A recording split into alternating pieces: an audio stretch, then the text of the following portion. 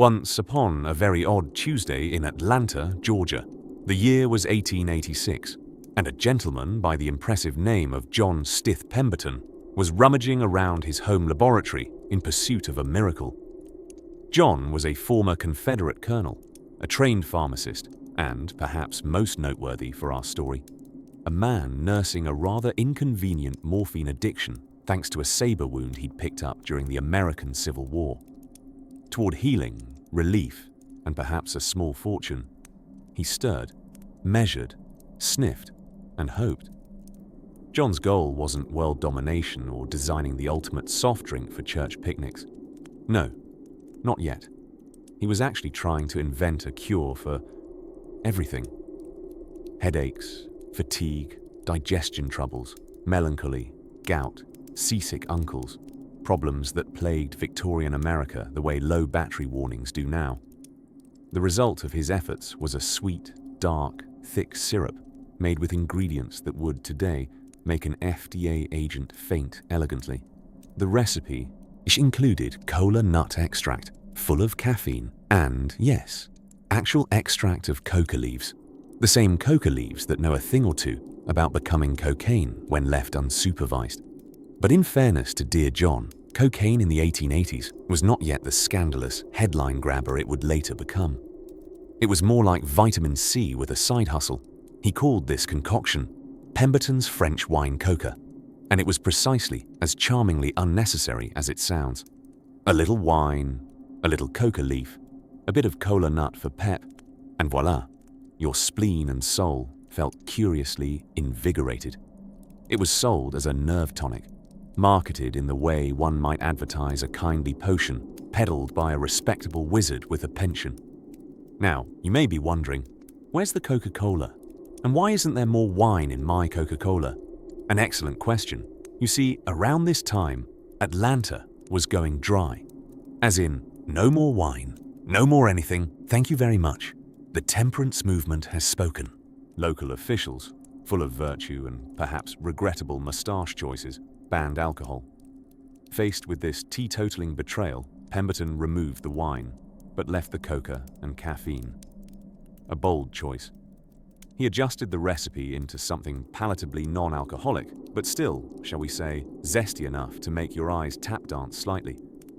The drink was renamed Coca-Cola, thanks in part to Pemberton's bookkeeper and marketing enthusiast, Frank Mason Robinson, who had a knack for catchy names and fancy handwriting. Yes, that iconic loopy script we see on bottles today, that's Frank's work. He believed Coca-Cola would look more respectable with a touch of Spencerian flourish, the 19th century version of a personal brand consultant with a calligraphy kit. Originally sold at Jacob's Pharmacy in Atlanta, Coca-Cola debuted as a fountain drink on May 8, 1886. Each glass cost a modest 5 cents, an honest price even if it came with a modest jolt of cocaine. And, what a jolt it was.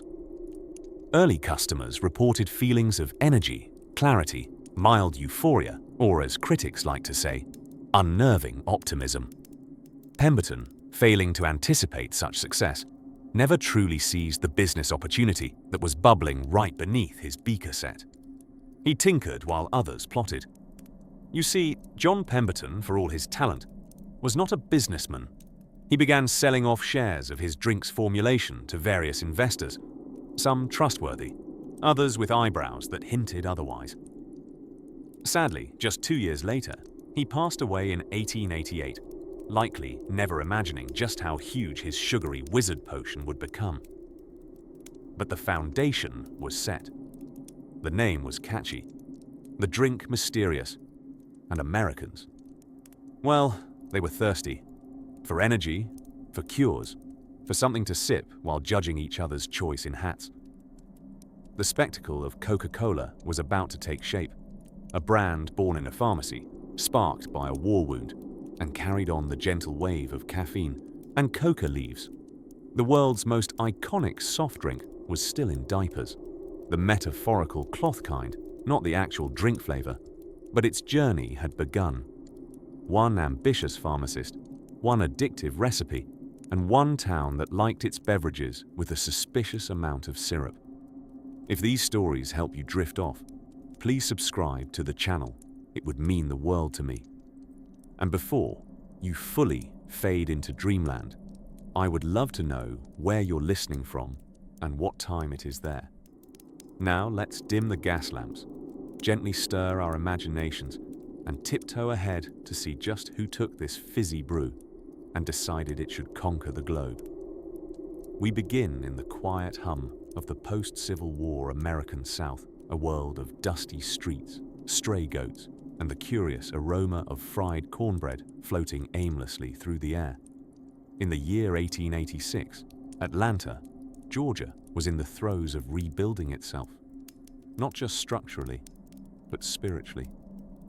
What better cure for a bruised nation than a mysterious brown liquid you could sip at the corner drugstore?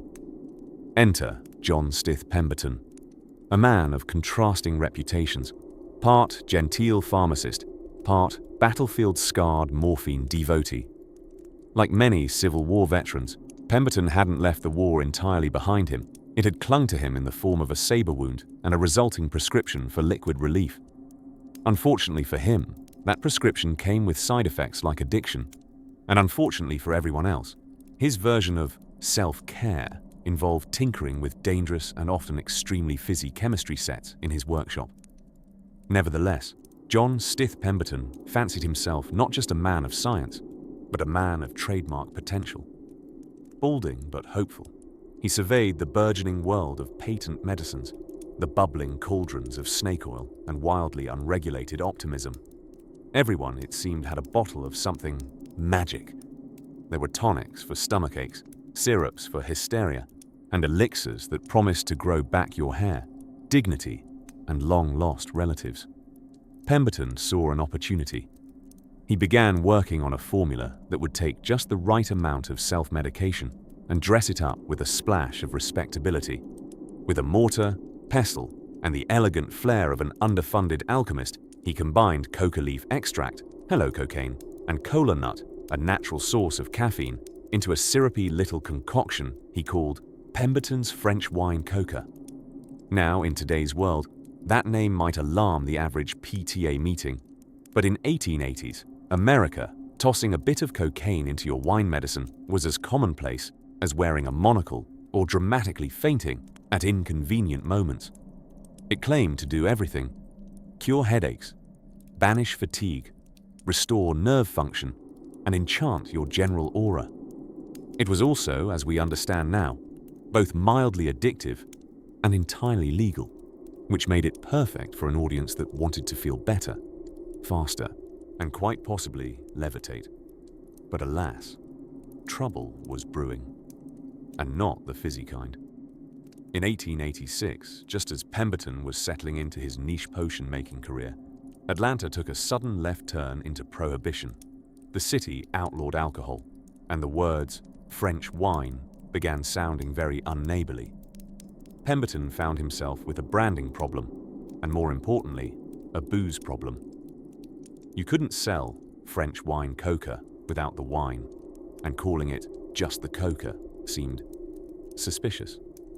So, our inventive pharmacist rolled up his already rolled sleeves and set out to rework his formula.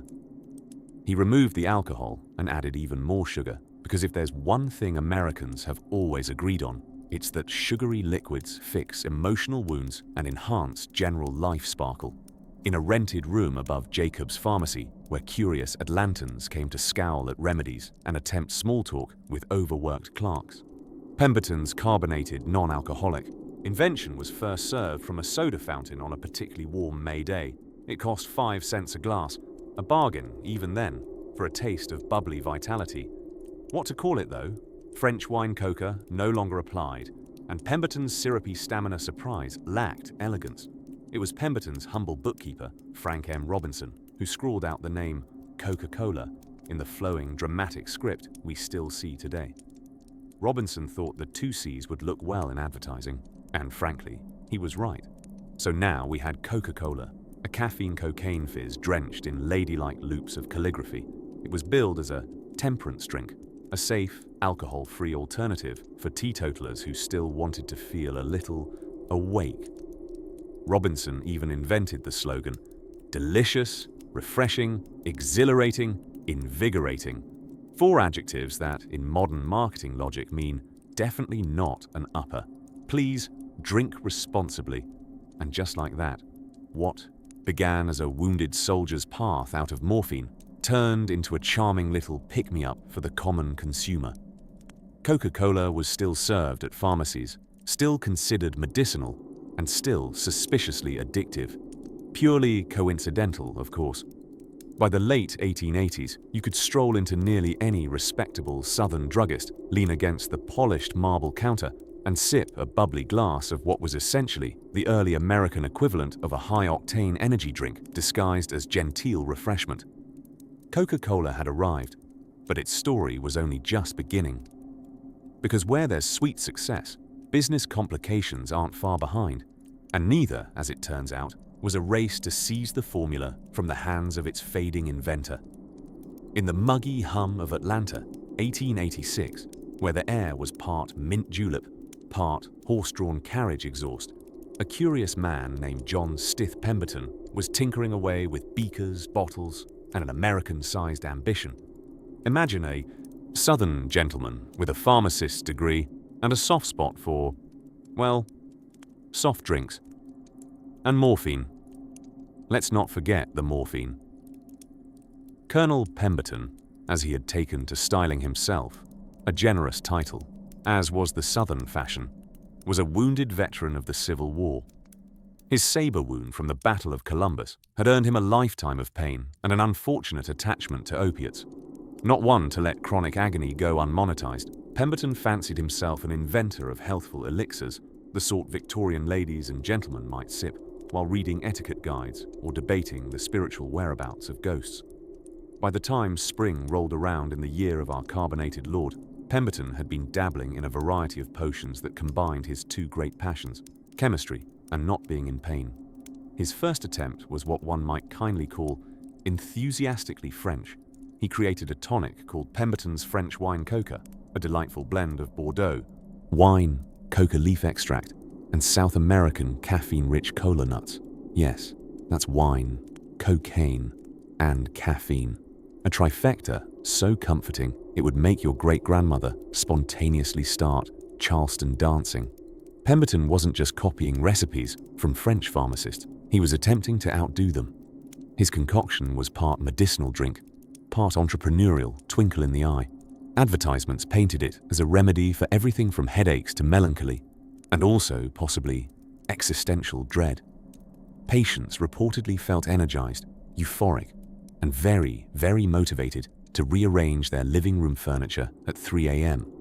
But the South, being what it was, had its opinions about what went into its beverages. Around the same time, Pemberton was delivering his liquid midnight dances in tonic form. The temperance movement was throwing down teetotaling fire like a Baptist preacher on Sunday morning. In 1886, Atlanta voted to go dry. No more wine tonics, no more alcoholic, ink anything.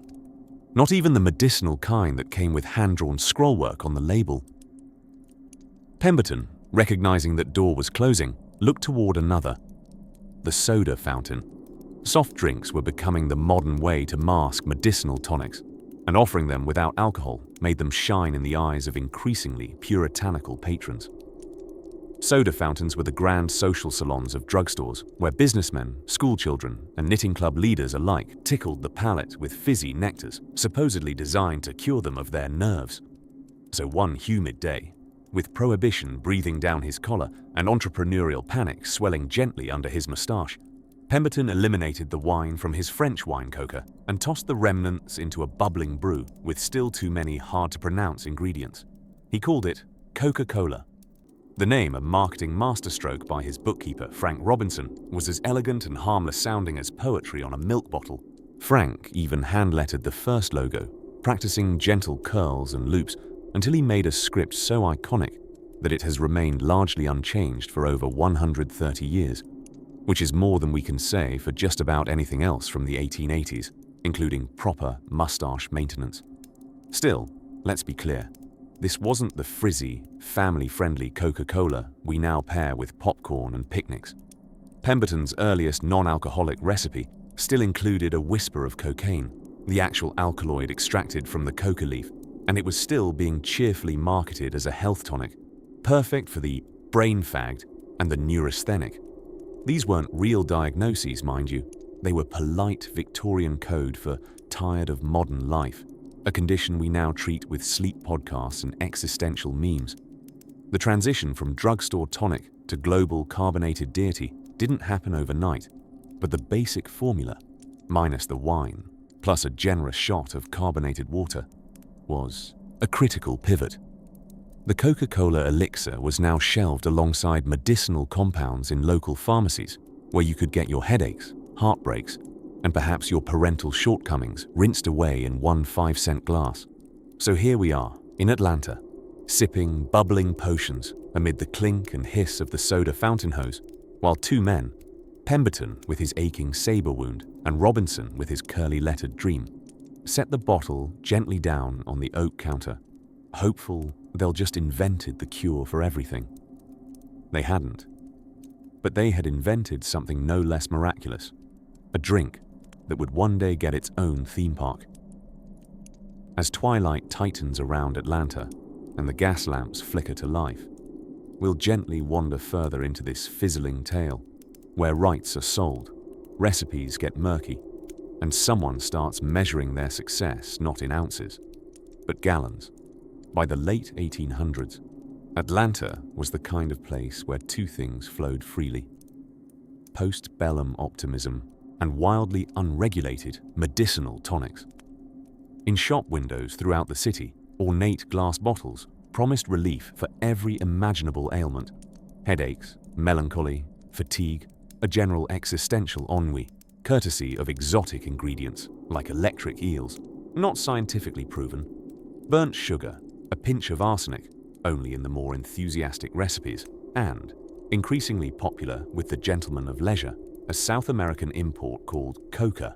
Enter John Stith Pemberton, former Confederate officer, mild morphine enthusiast, and part-time pharmacist, or perhaps more accurately, a full-time pharmacist with a morphine problem acquired courtesy of a saber wound from the Battle of Columbus, which, as battles go, was ill-timed and occurred a full month after the official end of the Civil War.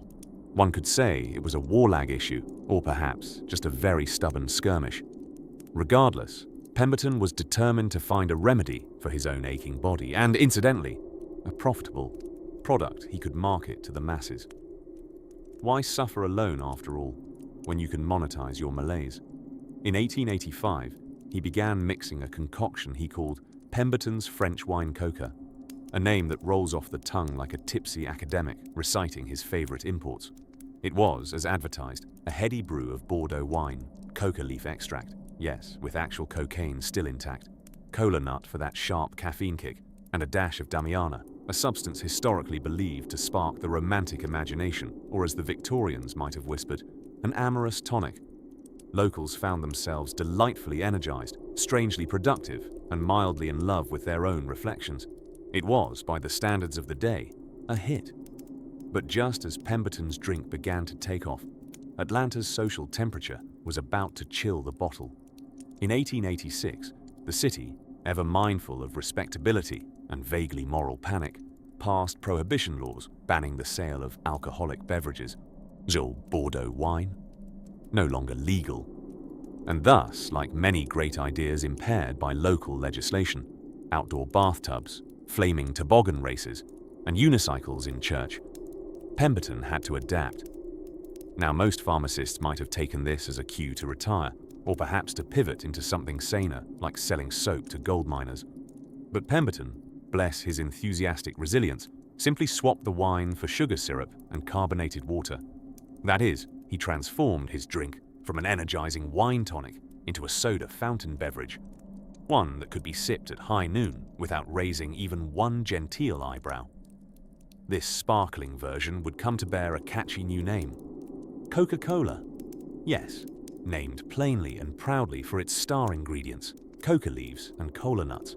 A branding strategy both clear-eyed and, as we'll see in hindsight, a tad optimistic given the future of federal regulation.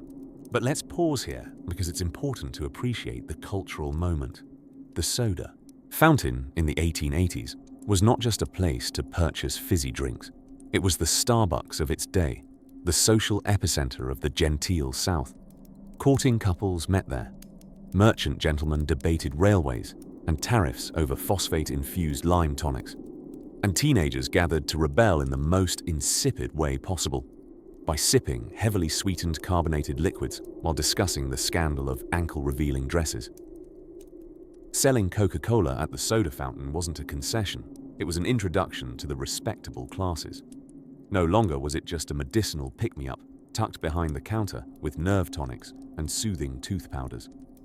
This was a public beverage, a community effervescence, an acceptable indulgence for mothers and schoolteachers, and the occasional disenchanted lighthouse keeper on holiday.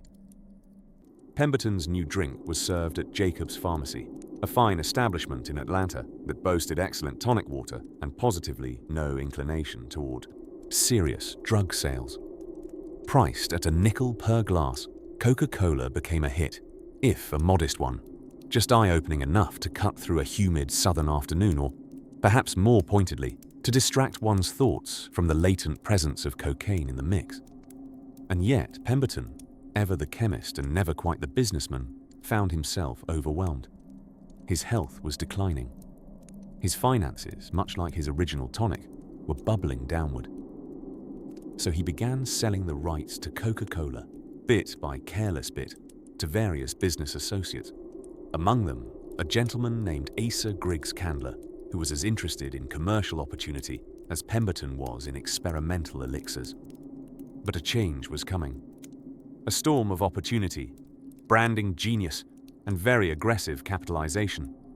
And so, in the calm stirrings of an Atlanta summer, with fizz hissing quietly from soda fountains and gentlemen tipping their straw hats to the passing breeze, Coca-Cola stood at the cusp between saga tonic and treat, between pharmacists' pet project and national obsession. Just a few more bubbles, and everything would begin to rise. Now, while our dear Mr. John Stith Pemberton was busy tinkering with the mysterious brown syrup that would soon land him a cuddly spot in fizzy beverage folklore, something odd was happening in the world of 19th century medicine. Odd, but not entirely unexpected, because back then, what people referred to as medicine often had more in common with wild alchemy, wishful thinking, and a dash of frontier nonsense than anything we'd call clinical today. Enter the patented elixirs of the Gilded Age, those marvelously labeled bottles spoon-fed to both toddlers and tycoons. They promised to cure everything from headaches to heartbreak, and often did, at least temporarily, because they were practically swimming in wine, opium, morphine, and of course, our protagonist stimulant, cocaine. We mustn't judge them too harshly, though. Back then, purity laws were more of a polite suggestion.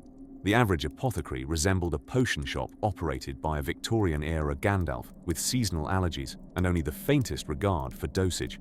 If you had the sniffles, nerves, or the vapors, which frankly sounded like you just needed a vacation and a fainting couch, chances are your local pharmacist would hand you a tincture that could legally make your face feel like melting pudding.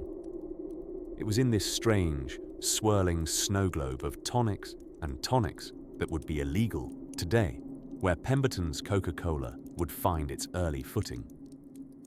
You see, our mustachioed inventor wasn't just concocting Coca-Cola in a whimsical flight of sugary fancy. He was trying to stay afloat in a cutthroat cure-all market.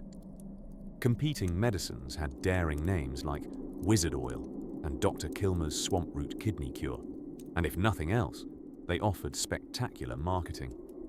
If Coca-Cola was to compete, it needed both a kick and a story, but probably more kick. And so Pemberton's earliest blend of Coca-Cola wasn't just a soft drink. No, it was marketed as a nerve tonic, a mental refresher, and, this is true, a drink for ladies and all those whose sedentary occupations cause nervous prostration, which sounds suspiciously like someone trying to sell you a very fancy excuse for lying on the couch and refusing to talk to Carol at luncheon.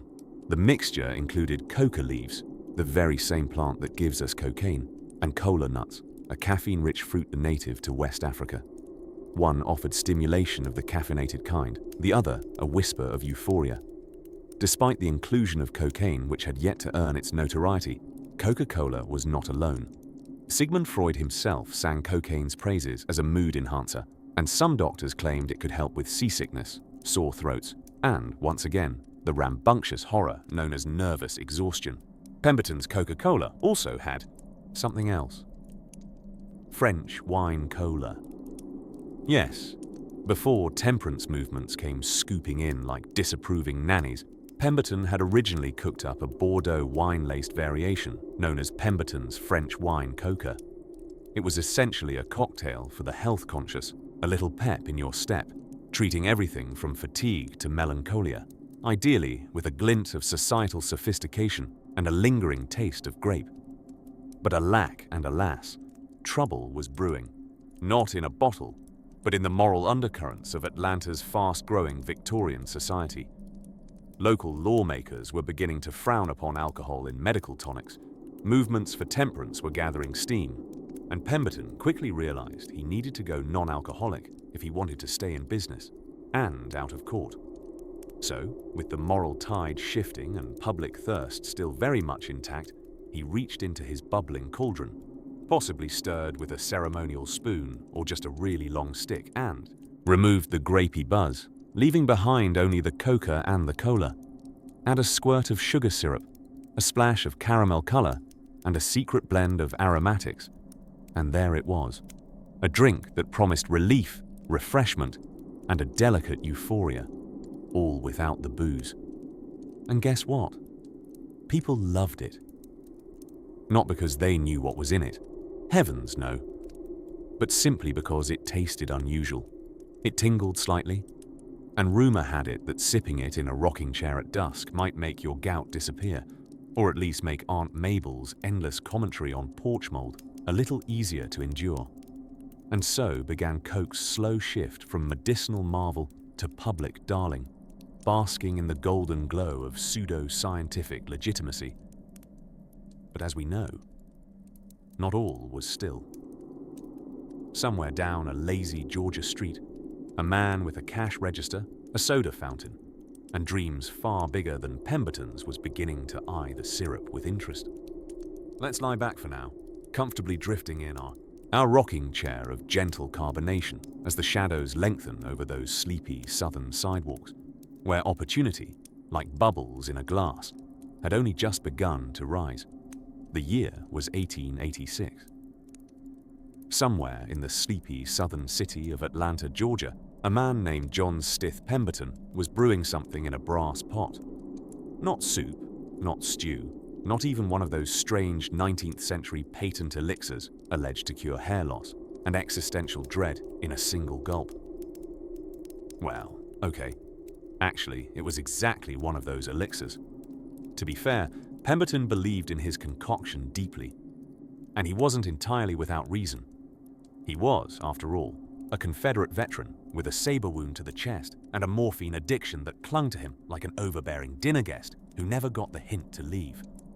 After the Civil War, he was looking for a way to relieve his pain and his dependence on opioids, so naturally he turned to cocaine. Though in his defense, cocaine didn't yet have the reputation that it would later, thanks to, well, several decades of everything. Back in the 1880s, cocaine was the darling of the medical world. Sigmund Freud called it a magical drug. Thomas Edison allegedly partook, and even Pope Leo XIII endorsed a cocaine-infused wine with his actual face on the label. It was a gentler time, one might say, if by gentler we mean completely bonkers. Pemberton's original creation was called Pemberton's French wine coca, a lively little tonic made with Bordeaux wine, cola nut extract, and the star ingredient, the coca leaf. It had just enough caffeine, a whisper of alcohol, and a glimmering blush of cocaine to leave you feeling like you might spontaneously start composing operas or building railways in your backyard.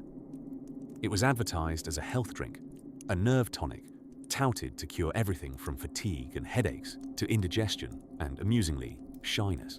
And honestly, after a bottle of that stuff, one probably did feel more social, if only because the blood was doing triple axles through the capillaries. But then came the hiccup. A rather large, prohibition-shaped hiccup.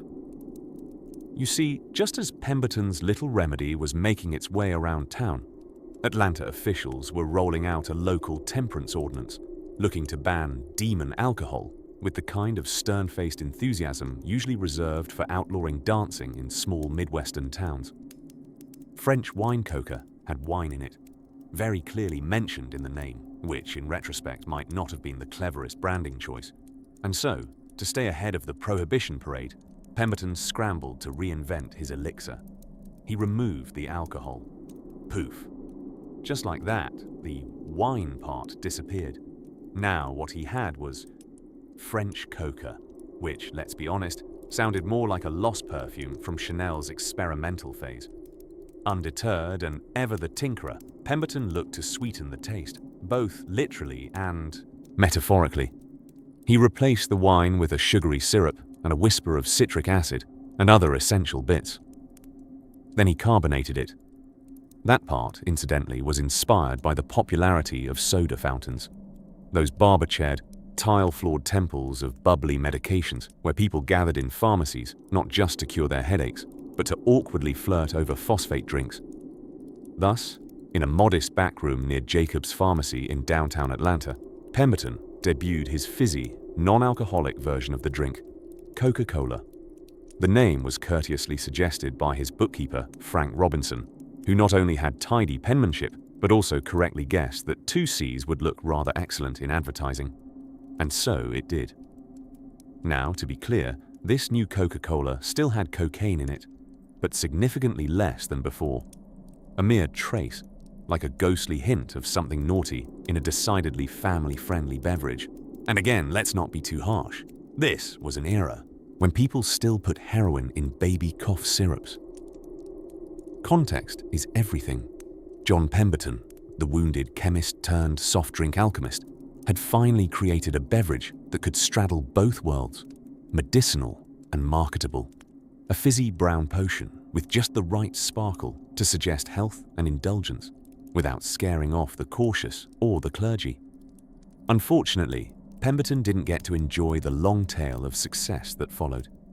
He died just 2 years later, in 1888, still struggling financially, his once promising potion only just beginning to toast the lips of the curious public. But Coca-Cola was about to find itself a new champion. One who didn't just sip the bubbly stuff, he sold it like gospel. With a financier's fire and the heart of a soda-selling preacher, he would take a modest brain tonic and wrap it in red ribbons of ambition. And in a quiet corner of Atlanta, as the sun dipped gently behind the peach trees and the old brass pots cooled to silence, Coca-Cola's story was just beginning to fizz. By 1901, the drink that had once flirted with pharmacy shelves like a bashful debutante at her first cotillion was now elbowing crowds at soda fountains, grinning like a boy with a secret. Coca-Cola had taken Atlanta by storm and then sauntered across the South with the elegance of a magnolia in full bloom and the marketing budget of a traveling circus. But even as the drink's bubbles tickled the tongues of polite society, its secret ingredient was beginning to raise more eyebrows than a Victorian aunt discovering jazz music. Yes, we're back to cocaine. It's important to know that at the turn of the century, cocaine wasn't an illegal narcotic. It was an exotic novelty, like a peacock, but powdered. And to be fair, early medicine loved cocaine.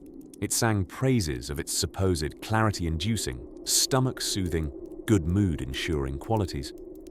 Sigmund Freud wrote about it with the enthusiasm of a man who just found a new pair of socks that fit perfectly. Dentists loved using it as a local anesthetic. And athletes, they enjoyed it for approximately the same reason a hummingbird enjoys sugar water. But as the 20th century tiptoed in, carrying with it new reforms and a slightly more skeptical public, attitudes started shifting. Cocaine was no longer the daring darling of the medical world.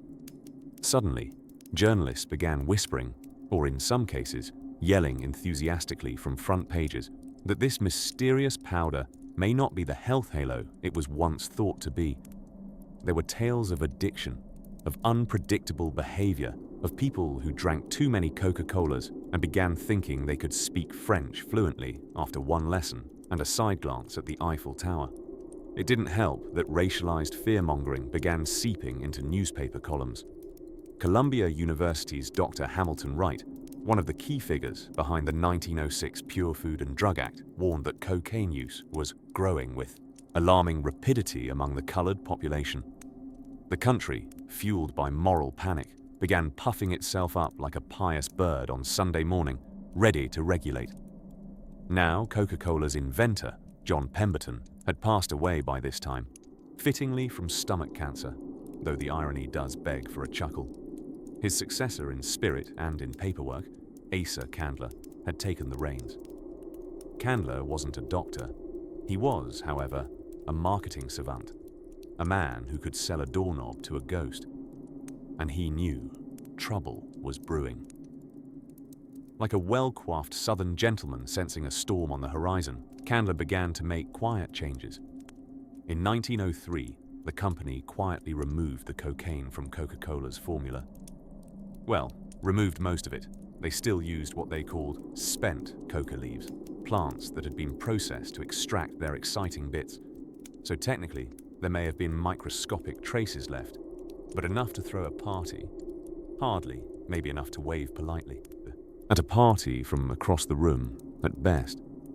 And Candler didn't shout this change from the rooftops. In fact, he hoped no one would notice. After all, the drink still tasted sweet, musky, and slightly mysterious. People weren't drinking it to ride the lightning. They were sipping it to gather at lunch counters, chuck coins in soda machines, and experience the joy of fizz quietly navigating the nose. But remember those reformers. They weren't easily placated by molecules measured in decimal points.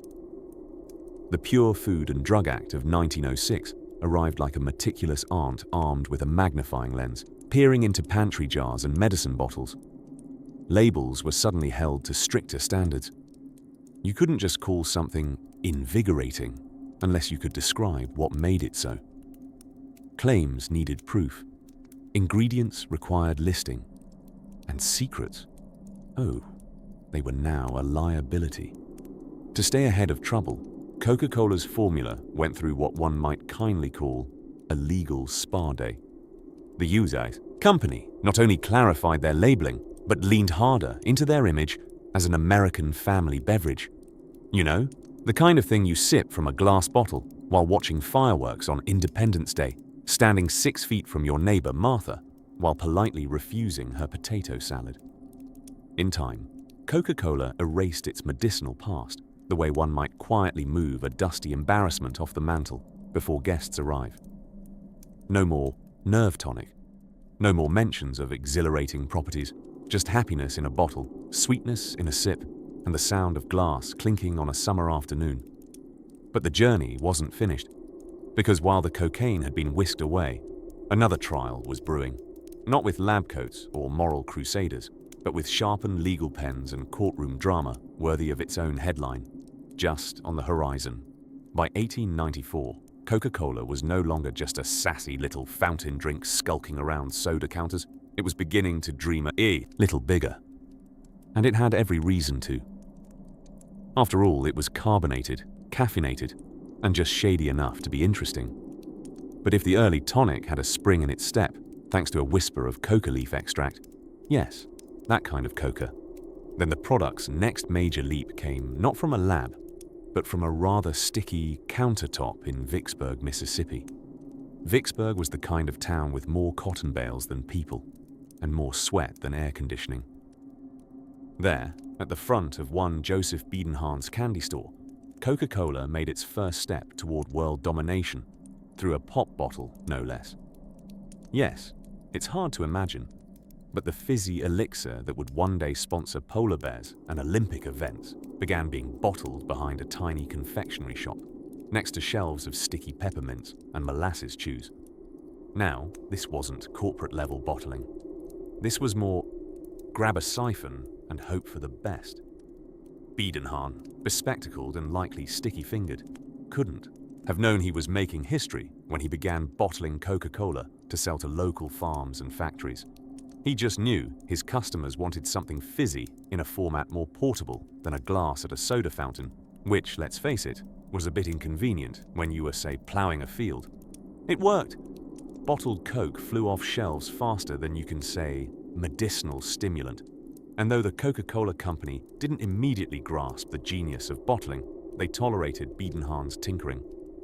He even sent a case to Atlanta with a gentle sugared suggestion. Maybe this whole bottling thing had legs. Around this exact moment, Coca-Cola's inventor, Dr. John S. Pemberton, had already gone on to that great pharmacy in the sky. Control of his peculiar potion had passed through a carousel of hands before landing in the rather decisive grasp of one Asa G. Candler. Candler, who had the mustache of a Victorian villain and the business instincts of a caffeinated raccoon, was not a bottler by nature. He preferred soda fountains, specifically ones he could supply with syrup at a hefty profit. Franchising syrup was tidy. Bottling, that had variables. Glass broke, caps leaked, and heaven forbid someone bottle it wrongly. It might taste like carbonated regret. But pressure was mounting. People wanted Coke on trains, in baskets, on porches. Americans of the 1890s were getting busier, sweatier, and frankly, thirstier. And so, reluctantly, Candler agreed in 1899 to grant bottling rights, not to chemists or beverage experts, but to two Chattanooga-based lawyers with roughly zero bottling experience and a hopeful gleam in their eyes. That fateful contract was scribbled on the back of a napkin, possibly scented with cola syrup. Candler, thinking bottling would never really catch on, sold the rights for precisely $1. A dollar, by the way, that the bottlers never actually paid. History loves nothing more than an overlooked invoice. But that napkin became sacred. Benjamin Thomas and Joseph Whitehead, our plucky beverage barristers, had just been handed the fizzy keys to the kingdom. They got exclusive rights to bottle Coca-Cola across the United States, minus the risks and royalties. From then on, Coca-Cola would spread not just by fountain, but by clinking glass bottles, delivered by crate, often sloshing softly in trucks that smelled faintly of caramel syrup and horse. Still, the actual bottling was Wild West stuff. There were no standard bottles, just a menagerie of shapes and sizes that made Coca-Cola look less like a global brand and more like a scavenger hunt in a glass factory. Consumers, used to consistency in their tonics, started to wonder whether they were drinking the real thing or someone's carbonated cousin. Glass, after all, is unforgiving. It chips. It cracks. It tells the truth. You can't hide a counterfeit fizzy drink in transparent form. And so a new Coca-Cola mystery was quietly born. How to protect the brand inside the bottle by changing the outside of the bottle. But that's a sultry tale for another dim-lit hour.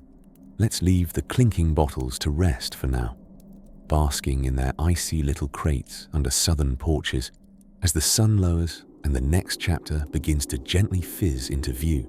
By the mid-1890s, Coca-Cola wasn't just bubbling up in soda fountains. It was whispering through cities, carried along by word of mouth and the occasional enthusiastic druggist who probably drank a little too much of his own inventory. The drink still carried a touch of that wild botanical excitement. Yes, the famed coca leaf was still invited to the party in those days, but Coca-Cola had also begun to put on a newer, squeakier clean outfit. Imagine your neighborhood apothecary puckishly mixing tidbits of herbal mystique with a pinch of refreshment and selling it as the modern miracle elixir. Except now, it was beginning to taste like marketing. The man at the center of this transformation was Asa Griggs Candler, a walking metaphor for southern industriousness, dressed in a bow tie and unforgettable moustache. If John Pemberton, the original creator, was the eccentric alchemist with a penchant for pain relief, Candler was the cool-headed businessman who took a fizzy potion and said, "What if this went national and nobody mentioned the cocaine too loudly?"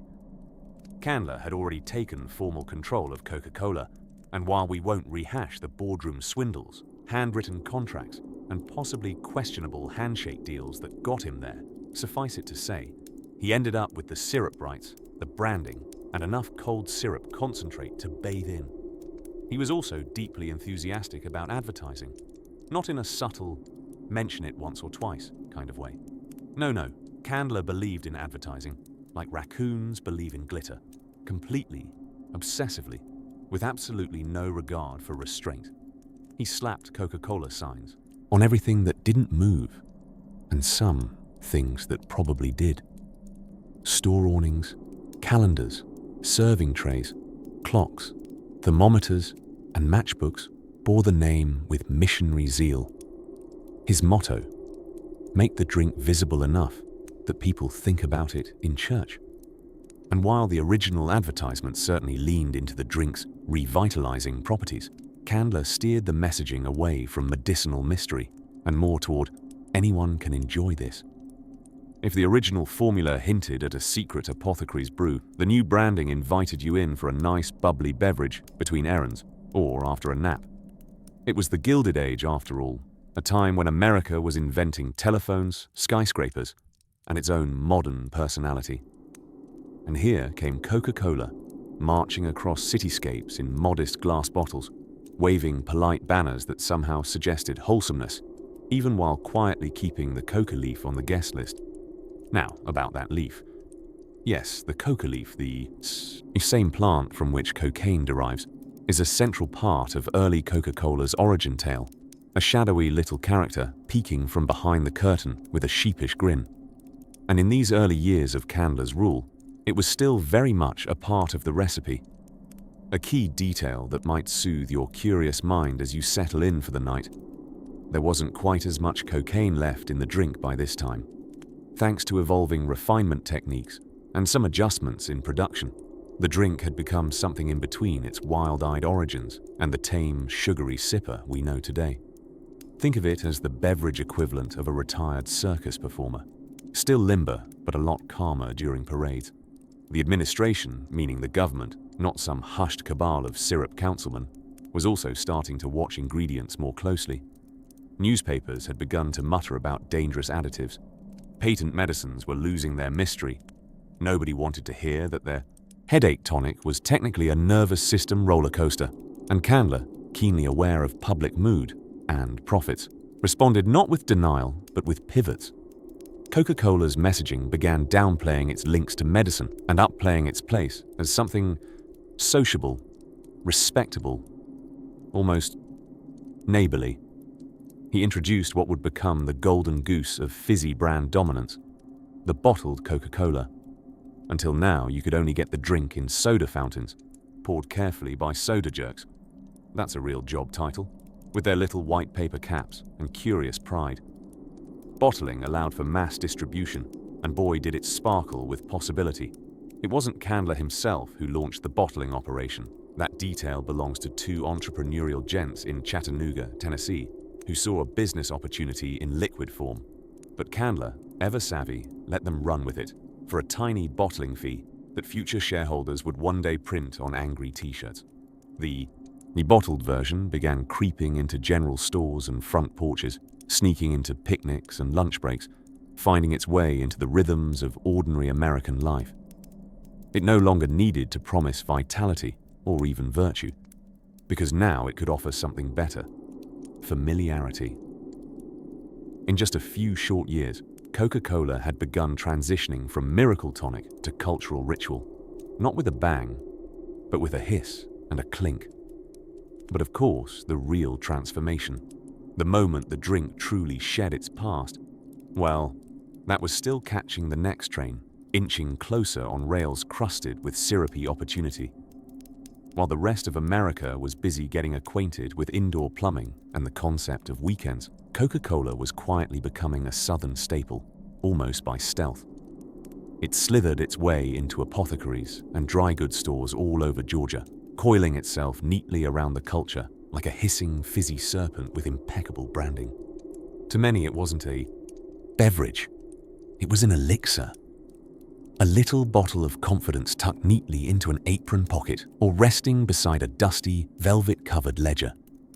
John Pemberton, our dearly departed Confederate-turned-pharmacist turned soda wizard, had left behind a potion far more beguiling than he, or anyone, fully realized.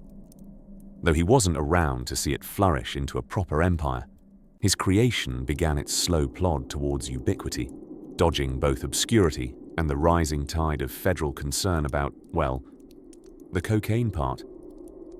Ah, yes, the cocaine. We almost forgot about it, which was swiftly becoming everyone's plan. By the late 1890s, America had dipped its collective toes into a new era. Electricity was humming, but mostly just in the houses of those who wore waistcoats every day. Automobiles were inventions for the utterly insane, or the gyroscopically daring. And the general public was growing weary of things that claimed to cure everything from melancholia to foot sweat. The medical community, once a cluster of bearded men shouting bitters at each other, was starting to take itself a touch more seriously. Some pesky scientists, always ruining things, had begun asking questions about the skyrocketing popularity of coca-based tonics. Was it really all that good for your health? Should the average person have access to a psychoactive alkaloid between breakfast and lunch? Should a mild headache actually end in someone tap dancing down Peachtree Street with unearned confidence? One such questioner was the newly established American Medical Association, who had grown suspicious of the word cure-all, especially when that cure-all caused rapid, involuntary piano solos and the sudden urge to invest in unlicensed railroads. Coca-Cola, still heavily coca leaf-infused, smelled trouble in the air. It was the kind of trouble that came wearing wireframe spectacles and reading government pamphlets out loud. And Asa Candler, the increasingly twitchy and business-savvy new owner of Coca-Cola, began to realize you can't build a beverage empire on whispery promises and jittery side effects forever. Candler, a Sunday school teacher with the spiritual gaze of a man who'd seen both angels and quarterly earnings reports, began the slow and awkward dance of removing the Coca from Coca-Cola, without, alarmingly, removing the name. This presented a rather comical chemical dilemma.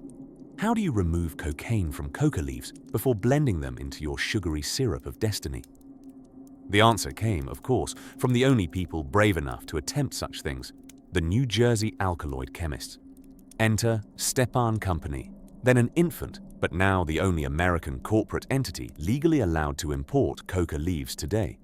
Yes, in New Jersey, because why not?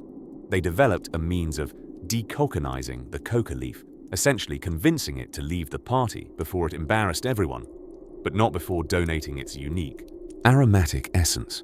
The result? Coca-Cola could keep the flavor, ditch the narcotics, and continue telling people it offered mild invigoration without any sudden urges to buy a steamboat. But it wasn't overnight.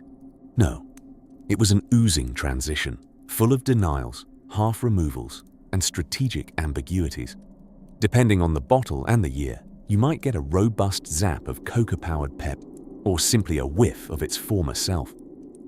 All the while, Asa Candler wove his spiderweb of bottling agreements, turning Coca-Cola from a local fountain favorite to something bottled, capped, and able to find its way into Pine Bluff, Arkansas, or maybe even Boise, Idaho, questionable train routes permitting.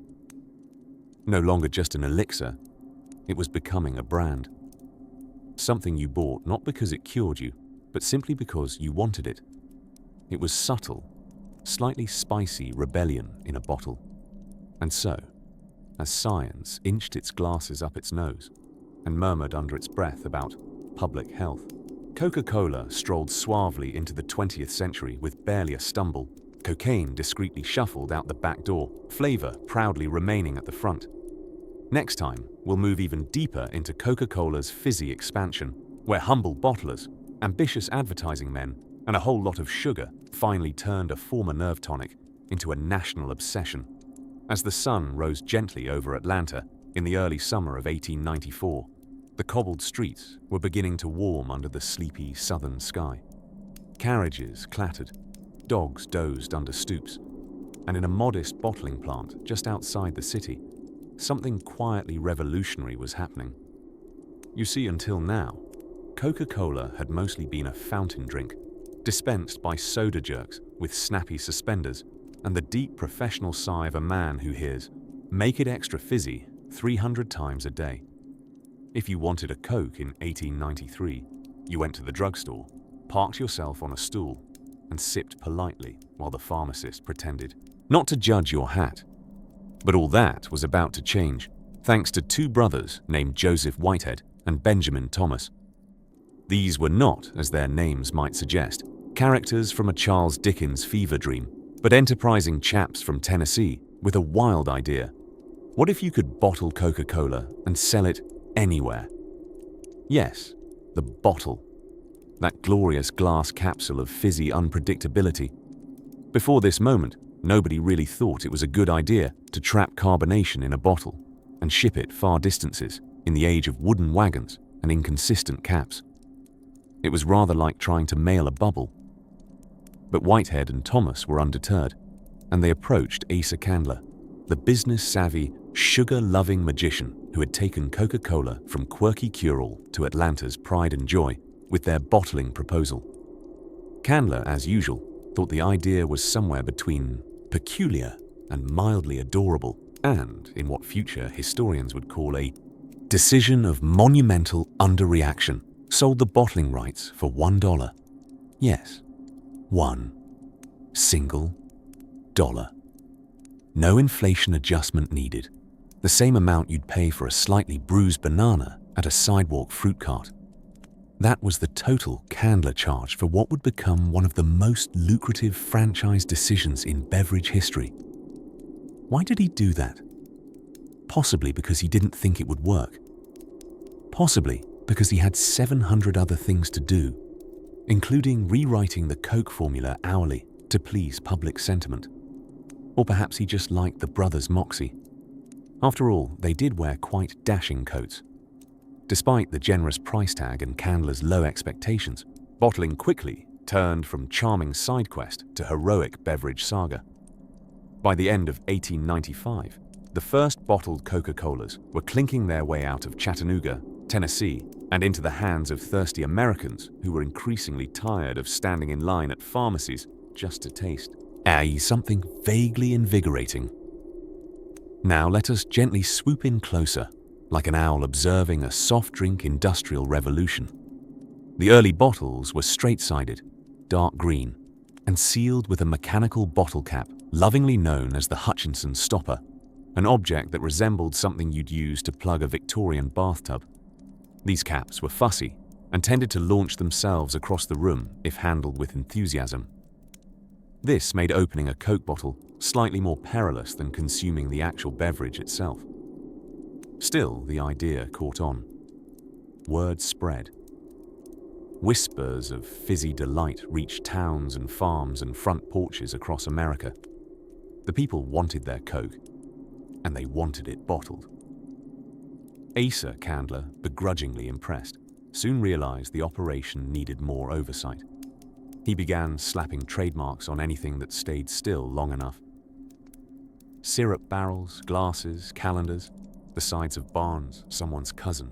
Soon you couldn't walk 5 paces without 5 being gently reminded, drink Coca-Cola, delicious and refreshing. In fact, Coca-Cola's early forays into mass advertising were rather like being courted by a very polite but extremely persistent suitor. And thus, Coca-Cola, once confined to the clink of glass at a drugstore fountain counter, was now being poured from bottles at picnics, passed around on porches, and even smuggled into church socials for refreshment purposes only. Realizing the public had developed a rather affectionate cling to the drink, some bottlers began experimenting with new designs to protect their turf. After all, imitators were rising like over-yeasted biscuits. Drinks with names like Coca-Nola, Taka-Cola, and the slightly suspicious Dope began appearing on shelves, hoping to piggyback on Coca-Cola's popularity and maybe slip their products into someone's picnic basket by accident. The door to Coca-Cola imperialism had swung wide, and on the porch of America, people kicked back in. Rockers uncapped their fizzy bottles and took their first sip of what would soon become the most recognizable liquid in human history. And as the sun dipped below Georgia's pine-lined hills and the bottling plants hummed into twilight, a curious question swirled somewhere over the hills. What exactly were they drinking now? And what had happened to the controversial kick that once defined it? That question, floating like a bubble too curious to burst, would lead us next, ever so dreamily, into the murky waters of leaves, laws, and the slow, vanishing act of Coca-Cola's boldest ingredient. If you were wandering the streets of Atlanta in the closing years of the 19th century, perhaps in a fine bowler hat or with a parasol twirling over your shoulder, you could, at any corner drugstore, find the marvelous elixir known as Coca-Cola. And what a name it had already made for itself. Physician approved, soda fountain endorsed, and still just a little shady if you looked closely enough at the ingredients list, assuming your pharmacist would let you read it. But by the time the calendar read something between 1899 and the early 1900s, Coca-Cola faced not just a new century, but a new sort of attention, legal, political, and very much unamused. For while its maker had edged out the wine, dropped the alcohol, and reduced the coca leaf, a most inconvenient ingredient remained. And its name was caffeine. Yes, enter the age of the Pure Food and Drug Act of 1906, a righteous bit of legislation whose primary goal was to prevent Americans from accidentally consuming things better suited for a chemistry classroom than a kitchen table. Meat needed to be meat. Medicine needed to be medicine. And beverages, well, if they buzzed like a bee and perked you up like a telephone operator spotting a juicy bit of gossip, then someone had better know about it. Now, the Coca-Cola Company, under the smiling and quite cautious gaze of Asa Candler, had made efforts to refine its recipe. Gone was the wilder side of its pharmacy roots. But the caffeine content, that lingered. Enough to noticeably enliven the hum of an afternoon, especially in a nation learning the honest joys of both baseball and insomnia. Then came a man with one of history's truly top-tier names, Dr. Harvey Washington Wiley, chief chemist of the U.S. Department of Agriculture, part scientist, part crusader, and full-time fun ruiner if you were trying to sneak dubious ingredients into consumables. Wiley had spent years assembling what he fondly called his poison squad, a team of mild volunteers who willingly dined on chemically preserved meats, colored candies, and the occasional suspicious soda, just to prove what might or might not kill you. And when Coca-Cola caught Wiley's scientific attention, he pounced like a cat who just sniffed a paper bag of catnip. Wiley accused Coca-Cola of adulteration and misbranding, arguing quite loudly that the drink, despite its jolly name, had no actual coca and, more concerningly, was loaded with caffeine. Worse still, brace yourself, the beverage was finding its way into the hands of children. Imagine the horror. Tiny, jam-faced humans bouncing off the walls fueled by a brown, fizzy potion. In 1911, the ordeal reached official levels of courtroom drama in what became known, somewhat theatrically, as the United States versus 40 barrels and 20 kegs of Coca-Cola. Now, to be fair, neither of those barrels nor the accompanying kegs had committed any crimes personally. They were simply at the wrong place, at the wrong legal filing. Yet the name of the case played out like a Dickensian fable, one where the villain may or may not be a carbonated beverage. Wiley's team argued that caffeine was not only harmful, but habit-forming and stimulating to the point of genuine risk to health and society. The Coca-Cola Company, not ones to take a caffeine-fueled nap while under attack, fought back. They argued that caffeine added invigoration and flavor, that it was, in fact, the very thing which gave the otherwise bland syrup its spark of life. Without it, they insisted, the drink would be little more than medicinal molasses with a branding budget. In the end, the court ruled that there was insufficient evidence to declare caffeine harmful in the quantities then present in Coca-Cola. Ironically, the ruling came just before the rise of the all-night jazz club, the 12-hour factory shift, and the entire American college system. Wiley was disappointed. The barrels were relieved. Asa Candler, depending on your imagination, may have clinked a glass of soda in quiet triumph. Yet the case had nudged Coca-Cola in a new direction, toward ever more careful branding and formula tweaking, and a growing understanding that family-friendly didn't just mean non-alcoholic. but might also involve gently backing away from chemical experiments with excitable children as test subjects. So, as the sun set on a legal chapter, and perhaps rose on a soda fountain somewhere in Poughkeepsie, we find our fizzy drink slowly reshaping itself once more, bubbling gently toward the next phase of its storied existence. And if you listen closely, you might just hear the fizz of something else brewing. Not in the lab this time, but in the mailrooms and boardrooms where bottles were about to break free from the fountain. Now, not many beverages can claim to have been popularized in drugstores, quietly ridden a wave of medical propriety, and then swanned into American sitting rooms without anyone quite noticing they just performed one of the greatest brand transformations in history. But Coca-Cola, ever the fizzy little shapeshifter, managed it with a flair that would have made Houdini blush. By the turn of the century, the one between the 1800s and 1900s, that is, Coca-Cola had already developed a curious habit of appearing everywhere and explaining itself nowhere. Originally, dreamed up by a Confederate colonel turned morphine addict turned pharmacist inventor, honestly, quite the resume. Coca-Cola tiptoed into public life as something between a health tonic and a polite vice. But here's the charming paradox. Just as the drink was gaining popularity as a medicinal nerve tonic for everything from headaches to the divine ache of existential despair, its more pharmacological ingredients were gently retreating from the recipe. Now let's talk about buzzing little coca leaves, for they were perhaps the most glamorous thing in the original formulation. These were no ordinary leaves, no sir. These were Peruvian coca leaves, carriers of the infamous alkaloid that would, in more modern and less sleepy circles, cause the DEA to sit up very straight indeed. Back in the late 1800s, though, coca was fashionable, almost chic, in a tinctured apothecary sort of way. Everyone who was anyone was chewing, distilling, or sipping it. Pemberton, Coca-Cola's pained yet persistent inventor, simply bottled the zeitgeist, then carbonated it. But time, as always, has a way of sobering even the most enthusiastic elixirs.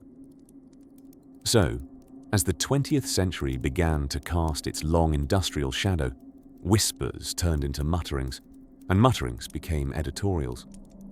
The American public, who had once embraced their eerily cheerful local soda jerk with open arms and a nickel in hand, started to suspect that perhaps a syrup that got you giddy one moment and philosophically despondent the next might, in fact, be something more than just refreshing.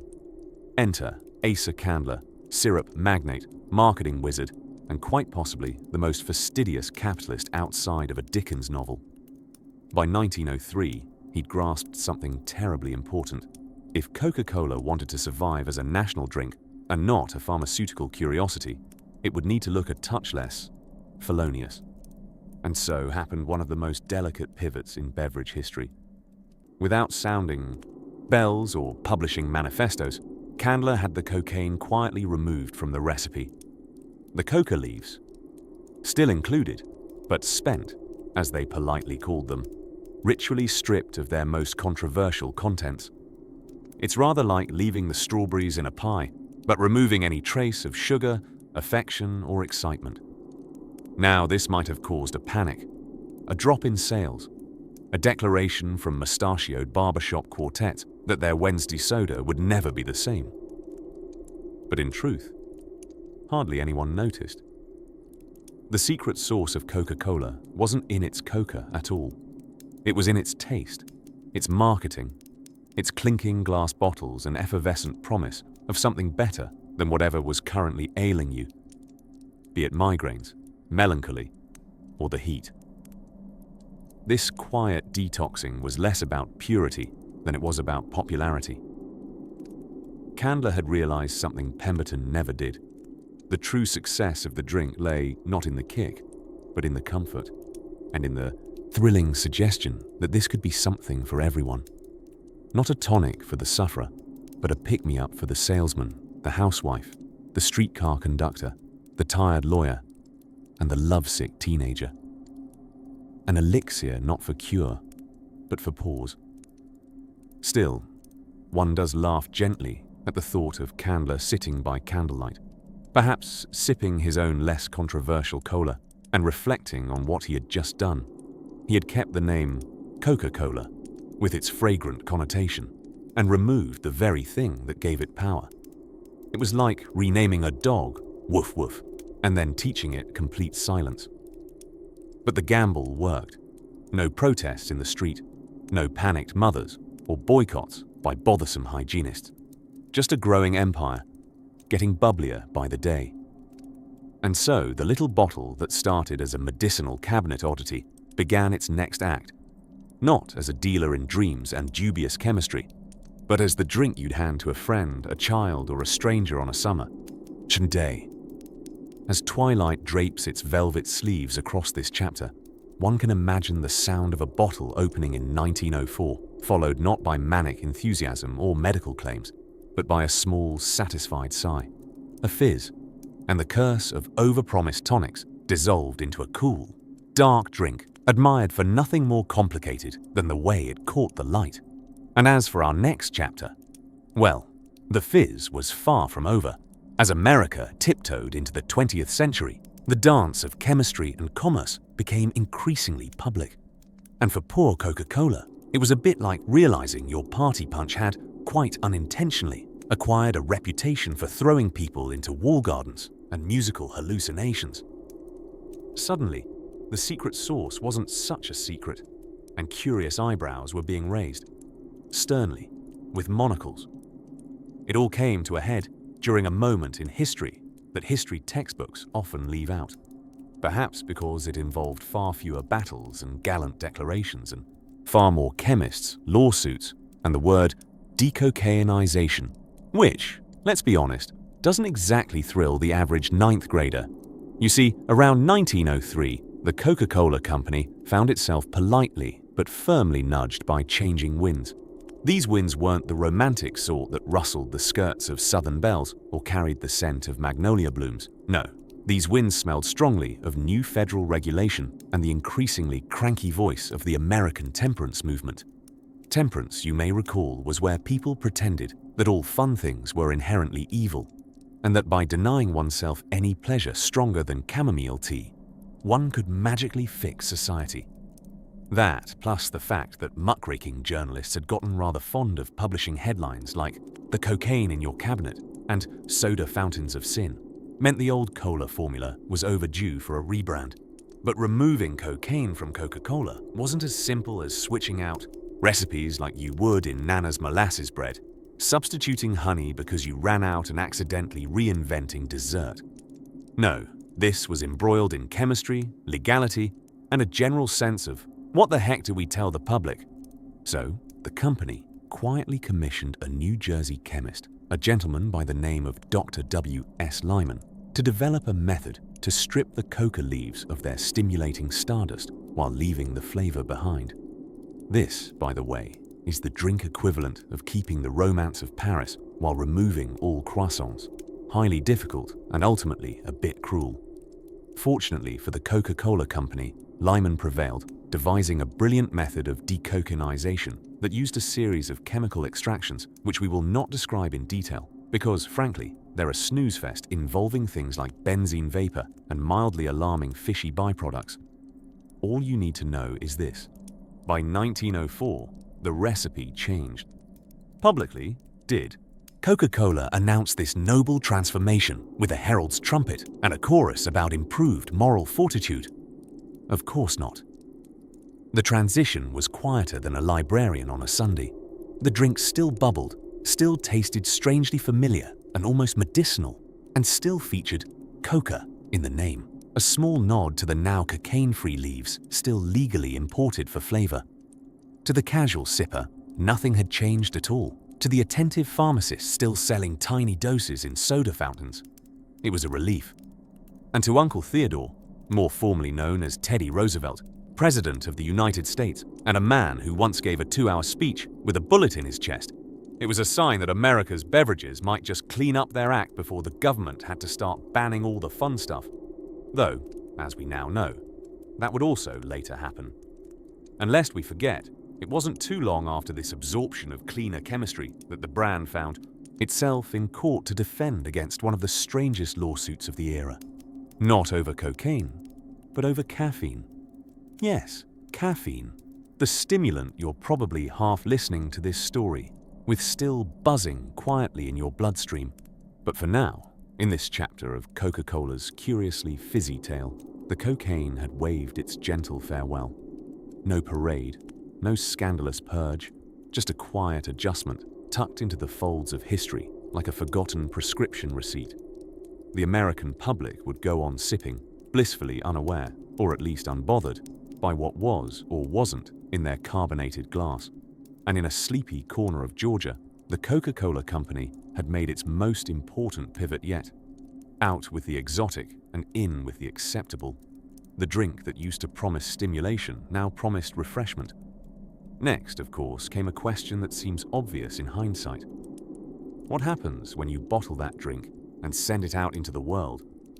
Not just in glass, but in ad campaigns, rail cars, and dreams of national thirst.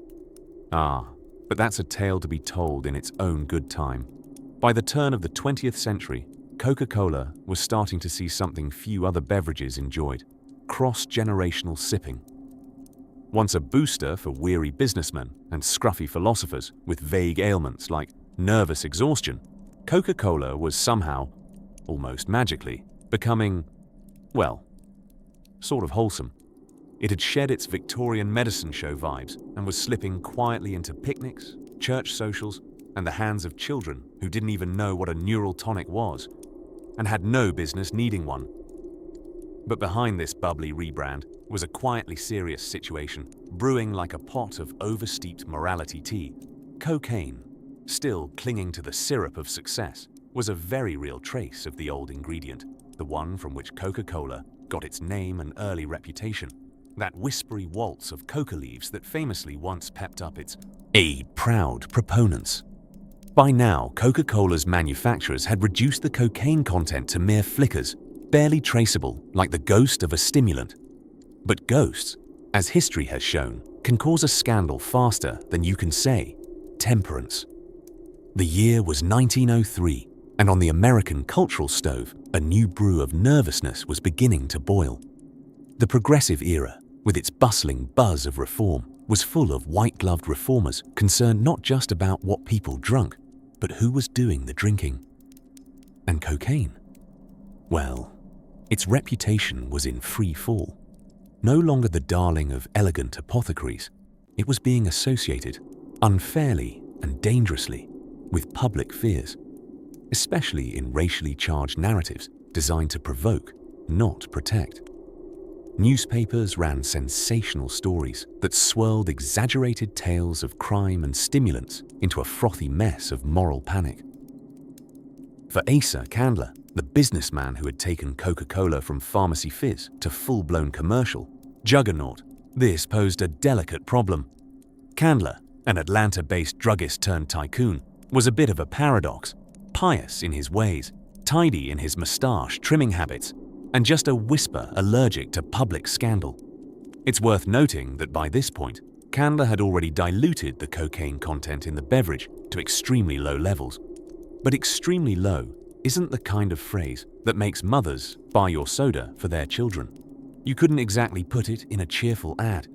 And so, quietly, behind the bubbling curtain, the Coca-Cola Company made the final leap, the complete removal of any trace of actual cocaine. In a swift, almost surgical pivot that year, they partnered with a pharmaceutical company that figured out how to decocainize coca leaves.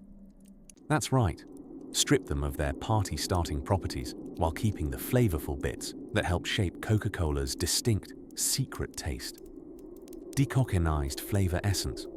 Not exactly a poetic phrase, but it got the job done and kept the image of the company sparkling clean. And Candler, clever Candler, never shouted it from the rooftops. He never ran ads declaring, "Now with 100% less cocaine." Instead, he just moved on, as if it had never happened. As if Coca-Cola had always been as innocent as a summer picnic with no ants. The timing was immaculate. The FDA, then a newborn baby of an agency, would soon be scrutinizing labels, ingredients, claims, and the general honesty of anything sold in a bottle. What had once been an age of bold, potent medicine and unverified testimonials was now tweedling its moustache nervously under the gaze of emerging regulation.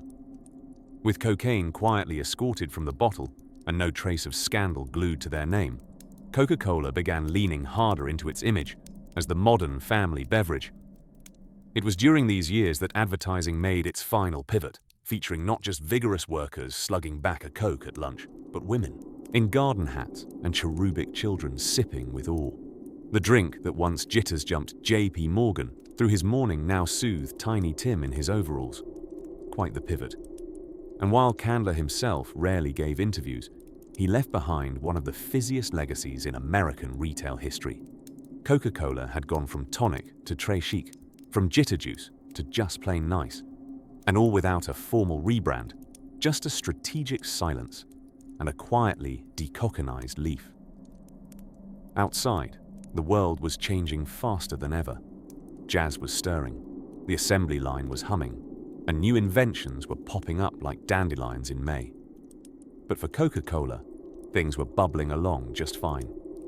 Which leads us, dreamily, to another quietly pivotal moment in its story, where bottling, battles, and a little lawsuit or two start popping their corks in earnest. Sometimes, the history of empires doesn't turn on wars or scandals, but lawsuits over soda recipes. And in the late 1800s, Coca-Cola's story took a fizzy little detour into courtroom theater. Yes, dear dreamer, pack your satchel with legal briefs and sugar syrups. We're heading to the early days when knockoffs were flowing faster than syrup in July, and Coca-Cola was suddenly faced with an identity crisis, starring an imposter named Coke. Now, to understand this particular chapter, we must gently drift back to a time when trademarks were more of a suggestion than a shield. The soda fountain world was booming with imitation colas, each claiming to have the secret to effervescent bliss. You've heard of Coke, but what about Cold Cola, Cos-Cola, or the truly minimalist K? It was a bubbling alphabet soup of creativity in bottles, and everyone wanted a sip of success. The true pickle began to fester in 1916 when the Coca-Cola Company encountered a name that struck too close to its fizzy heart. Coke. Just Coke. With a K. Charming, yes, but uncomfortably similar. Imagine building a soda empire, only for someone to wander by and say, "Hey, I'll just add a top hat and moustache to your logo and sell it myself." It was a branding nightmare. The company that produced Coca was clever. They targeted budget-conscious customers in rural areas, offering a beverage that looked and tasted suspiciously like the real deal, though perhaps with slightly less pizzazz and somewhat more aluminum aftertones. But no mind. Coke was served in drugstores across the South, burrowing quietly into Coca-Cola's well-groomed turf. It was like discovering someone had moved into your house and copied your wallpaper. The Coca-Cola Company, which by then had begun to shed its tonic past and embrace global iconhood, wasn't about to let this slide. With all the genteel southern charm it could muster, it called its lawyers and started to sharpen its fountain pens. What followed was a legal roller coaster that today might play out as a dramatic courtroom miniseries entitled Trial and Carbonation. The Coca-Cola team argued that Coke was intentionally deceiving customers, blurring the fizzy line between brands. The defense claimed naturally that Coke was its own wonderful creation, a rustic twist on a popular sensation, like artisanal cheese, but with fewer curds and more corn syrup. At the heart of the matter was a philosophical question. Could you own a flavor? Or a word that sounded like a flavor? And if a letter changes, does the soul of the word change? Or is it just wearing glasses? While the court pondered these poetic matters, another layer of drama fizzed at the surface. Remember that Coca-Cola once touted itself as a cocaine-laced elixir? Well, the defense in the Coke case didn't miss a beat. They argued, in what can only be described as a bold tactic, that the Coca-Cola brand had disqualified itself from trademark purity because of its ahem-stimulating past. They essentially told the jury, "Ladies and gentlemen, their soda used to have drugs in it. Should we really be guarding their honor?" It wasn't the knock-knock joke of arguments, but it did get a reaction. In a dramatic courtroom turn, worthy of a bedtime storytelling spotlight, Coca-Cola's lawyers deftly swirled the narrative back in their favor. By then, the Coca-Cola formula had been scrubbed clean of cocaine. The brand had spent years investing in wholesome advertising, featuring smiling children and Santa Claus, and the drink was about as family-friendly as a church picnic with light musical accompaniment.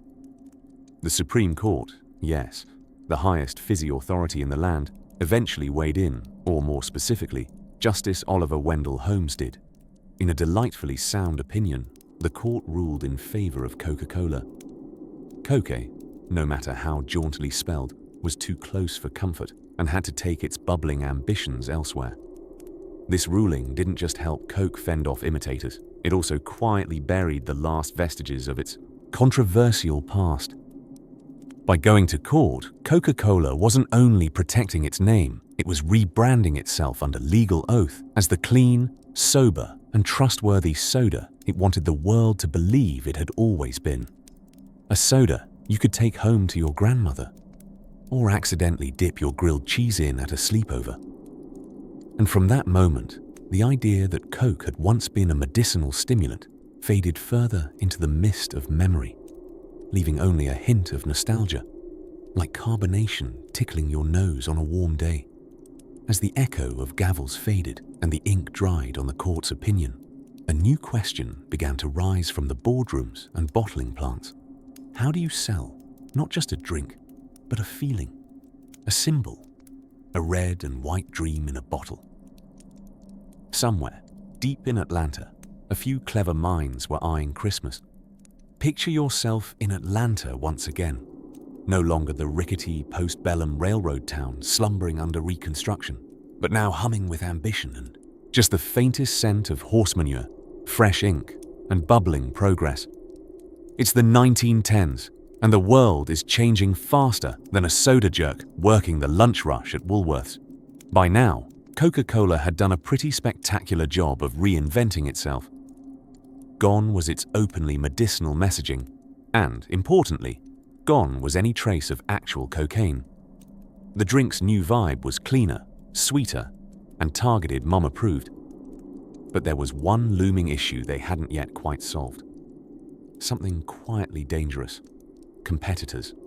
Like ants at a picnic, they had sprung up once the formula for Coca-Cola became popular, slapping together knockoffs such as Coke, Celery Cola, and the alarmingly named Dope. Yes, Dope! Not to be confused with Dope, period. There were even smaller outfits bottling mysterious brown liquids in bathtubs, calling them all sorts of carbonated synonyms for rambunctious health, and selling them on the street with slogans like, "Tastes exactly like Coca-Cola, just a nickel less." Subtle, they were not. Coca-Cola's lawyers were exhausted and slightly over-caffeinated. In stepped the man who would become both the drink's savior and its most insufferable perfectionist, Asa Griggs Candler's son, Charles Howard Candler. He wasn't content simply with policing trademarks and brushing off copycats. No, he wanted to transform Coca-Cola into a fortress. His weapon of choice, branding. You see, Charles believed, correctly, that the real magic of Coca-Cola wasn't just in the syrupy sweetness or the fact that it no longer contained any questionably numbing alkaloids. It was in the name, Coca-Cola. Two swirling C's that looked like they'd been drawn by an energetic Victorian with a thing for cursive. It sounded trustworthy. It sounded American, like an old friend who happened to fizz. So Charles began systematically boxing out every copycat he could find. But some were more resistant than others. One in particular orchestrated a beautifully awkward courtroom showdown. A company that had launched its own drink, also called Coke, and claimed that their spelling made it entirely different. K-O-K-E, their lawyers declared, straightening their spectacles dramatically. Totally unique. Coca-Cola's attorneys, perhaps a bit full of their own syrupy stability, replied, "You've just swapped a C for a K. That's not originality, that's kindergarten." Thus began a long and increasingly petty series of lawsuits that culminated in Coca-Cola trying to trademark not just Coca and Cola, but the very idea of sounding vaguely like Coca-Cola. It was branding warfare in pinstriped suits, and while it all may have seemed silly, it worked. Over time, many of these challenges either fizzled out, pun gently intended, changed their names, or were absorbed into obscure shelves of soda history. But branding was only the first act. Charles also had a particularly fizzy ace up his dress shirt sleeve, the Contour bottle. Designed in 1915, the new bottle was unlike anything seen before. An elegant hourglass figure inspired by the curves of a cocoa pod, though for reasons still murky. Some say the designer might have misread it and based it off a sketch of a cacao bean. Either way, the talent behind the bottle was a glass company from Terre Haute, Indiana, who were instructed to design a bottle so distinctive that you could recognize it in the dark or when smashed on the sidewalk. An odd request, perhaps, but one that captured the imagination. The resulting design, curvy, smooth, and ever so slightly fluted near the neck, became instantly iconic. It made Coca-Cola not just a drink, but an experience.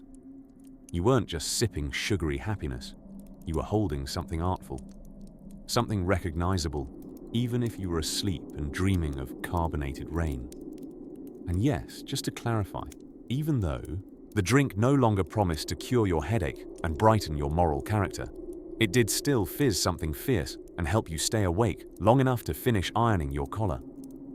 With its new legal defenses and unmistakable curves, Coca-Cola was no longer scrambling to survive. It was stepping onto the global stage, pearly teeth and all. But little did they know, across a war-rattled world, new challenges were bubbling up. Ones that would fill US soldiers' canteens in foreign trenches and change the flavor of patriotism forever. We'll sip our way gently into that next. At a certain point in every great American success story, there comes a curious and quintessentially bureaucratic twist. For Coca-Cola, that twist began to tighten in the early 20th century, when a mix of federal paranoia, progressive reformers, and overzealous chemists knocked on the company's fizzy little door. Some wielded lab results, others righteous morality, and at least one carried a monocle and was very fond of syllogisms. It all began with the United States government getting extremely interested, suspiciously so, in what Americans were eating and drinking. This interest took a sharp turn in 1906 with the passage of the Pure Food and Drug Act, which is exactly as it sounds, an ambitious federal attempt to make food less gross and drugs less exciting. Before then, you could sell a medicine that was 98% alcohol and 2% mystery dust, then claim it cured melancholy, hiccups, and joint bankruptcy. But once that law took effect, the snake oil vendors started slithering away. Whispers, then murmurs, and finally, full-page editorials began asking, wait a moment, what exactly is in this wildly popular, mysteriously brown beverage called Coca-Cola? Enter Harvey Washington Wiley, the government's top chemist and head of the Bureau of Chemistry, which later blossomed into our modern FDA. Wiley was a stern man, armed with a handlebar mustache and the kind of Midwestern disapproval you could feel through a telegram. He was passionate about pure food, suspicious of preservatives, and particularly terrified of caffeine, which he believed could turn choir boys into insomniac hooligans. When he turned his furrowed gaze upon Coca-Cola, he saw a ticking public health time bomb made of sugar and stimulants. No longer concerned with its now removed cocaine traces, yes, that powdery phase was being gradually phased out, more whispered about than acknowledged. Wiley was focused on what remained, a jitter-inducing dose of caffeine, and in his view, utterly unsubstantiated tonic claims. In 1911, things came to a caffeinated boil. The government officially sued the Coca-Cola company, citing the deleterious effects of caffeine and the misleading nature of the name itself. After all, Coca-Cola still bore references to coca leaves and cola nuts, and yet, by that time, the Coke was pretty much gone and the cola was more a marketing myth than measurable matter. The lawsuit was magnificently titled, United States versus 40 barrels and 20 kegs of Coca-Cola. It sounds like a pirate made it up during a deposition, but it was real. Federal agents literally seized barrels of syrup and kegs of cola, slapped labels on them like crate-bound criminals, and hauled them in for evidence. This is one of the few times in American legal history where citrus oils had to appear in court. The trial, held in Chattanooga, Tennessee, was marinated in drama. Coca-Cola's defense argued that caffeine was harmless in reasonable amounts and far less troubling than, say, the caffeine levels in your average cup of coffee, which were, funny enough, never brought to trial. They also politely pointed out that nobody was forcing the youth of America to shotgun bottle after bottle of soda. Though, if we're being honest, the label design did a lot of coaxing. To spice it up, because this is America, it even included teenagers as surprise witnesses, each brought in to testify about how Coca-Cola had ravaged their sleep and stoked their impudence. The case teetered between science and theater, with exam rooms filled with beakers and Bibles alike. In the end, the court sided with Coca-Cola. The ruling held that the drink was not in fact injurious to health in the amounts typically consumed. The barrels were allowed to return to the bottling plants, their dignity bruised but intact. But the case did spark internal changes, less caffeine, subtler labels, and a quiet decision from within Coca-Cola to continue moving toward an image of wholesomeness rather than snake oil burlesque. The trial also gave Coca-Cola something it desperately needed: legitimacy by opposition. If even the sternest chemists and the federal gumption of the Food and Drug Act couldn't bring them down, surely it was a drink for the ages. One that could move from soda fountains to dinner tables, from barber chairs to bright suburban kitchens. Still, reputations are fragile things. Even as the syrup flowed smoother through clean copper tubes, another threat began to rumble, not from lab coats or legal briefs, but from a place far more terrifying to any American company: a competing product. And perhaps, even worse, imitation. As the calendar tiptoed toward the 1910s, Coca-Cola was facing a bit of an identity crisis, like a dapper gentleman who suddenly wondered if his mustache was still fashionable. Once the racy stimulant tonic of Southern pharmacists and ambitious salesmen, Coca-Cola now found itself caught between its rebellious past and a desire to be the Sunday beverage of choice for respectable families everywhere. The world was changing, and with it, so were America's tastes. The stiff collars were softening, the carriages were becoming motorized, and more Americans wanted their refreshments to invigorate them, without quite making them levitate. By this point, the whispers about cocaine weren't just whispers anymore. They were headlines. Moralists were clutching pearls, doctors were clutching research papers, and Coca-Cola executives were clutching their temples. One particularly over-caffeinated newspaper falsely claimed that black men under the influence of Coca-Cola cocaine were rampaging through southern towns, which wasn't just racist fear-mongering, but also completely inaccurate. But facts rarely stood in the way of a good old-fashioned public panic, and this growing paranoia gave the US government just the pretext it needed. Enter the Pure Food and Drug Act of 1906. America's first major attempt to make sure what you put on your toast wasn't secretly embalming fluid. It was the FDA's birth announcement, and Coca-Cola was one of its first playpen rivals. The act cracked down on misleading labels and unlisted ingredients, which, it turns out, included things like medicinal narcotics being sold as fizzy pick-me-ups, so Coca-Cola had a decision to make. Keep selling a little pep with a side of potential indictment, or pivot gracefully into a cleaner future. To his credit, Asa Candler, still helming the Coca-Cola company like a Sunday school teacher managing a steam engine, had already begun weaning the formula off cocaine by 1903. Thanks to a clever chemical sleight of hand, the company had contracted with the Stepan Company of New Jersey, which came up with a way to decocanize coca leaves.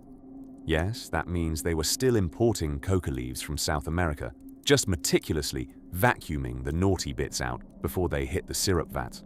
The resulting drink still had a whisper of wild botanicals and just the trace hint of rebellion, like a party crasher who decided to bring cookies instead, but was now carefully rebranded as a wholesome alternative to the corrupting vices of alcohol.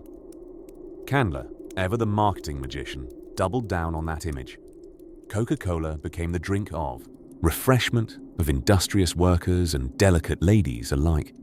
You could toast your grandmother with a chilled bottle and not fear judgment, unless she was more of a root beer gal.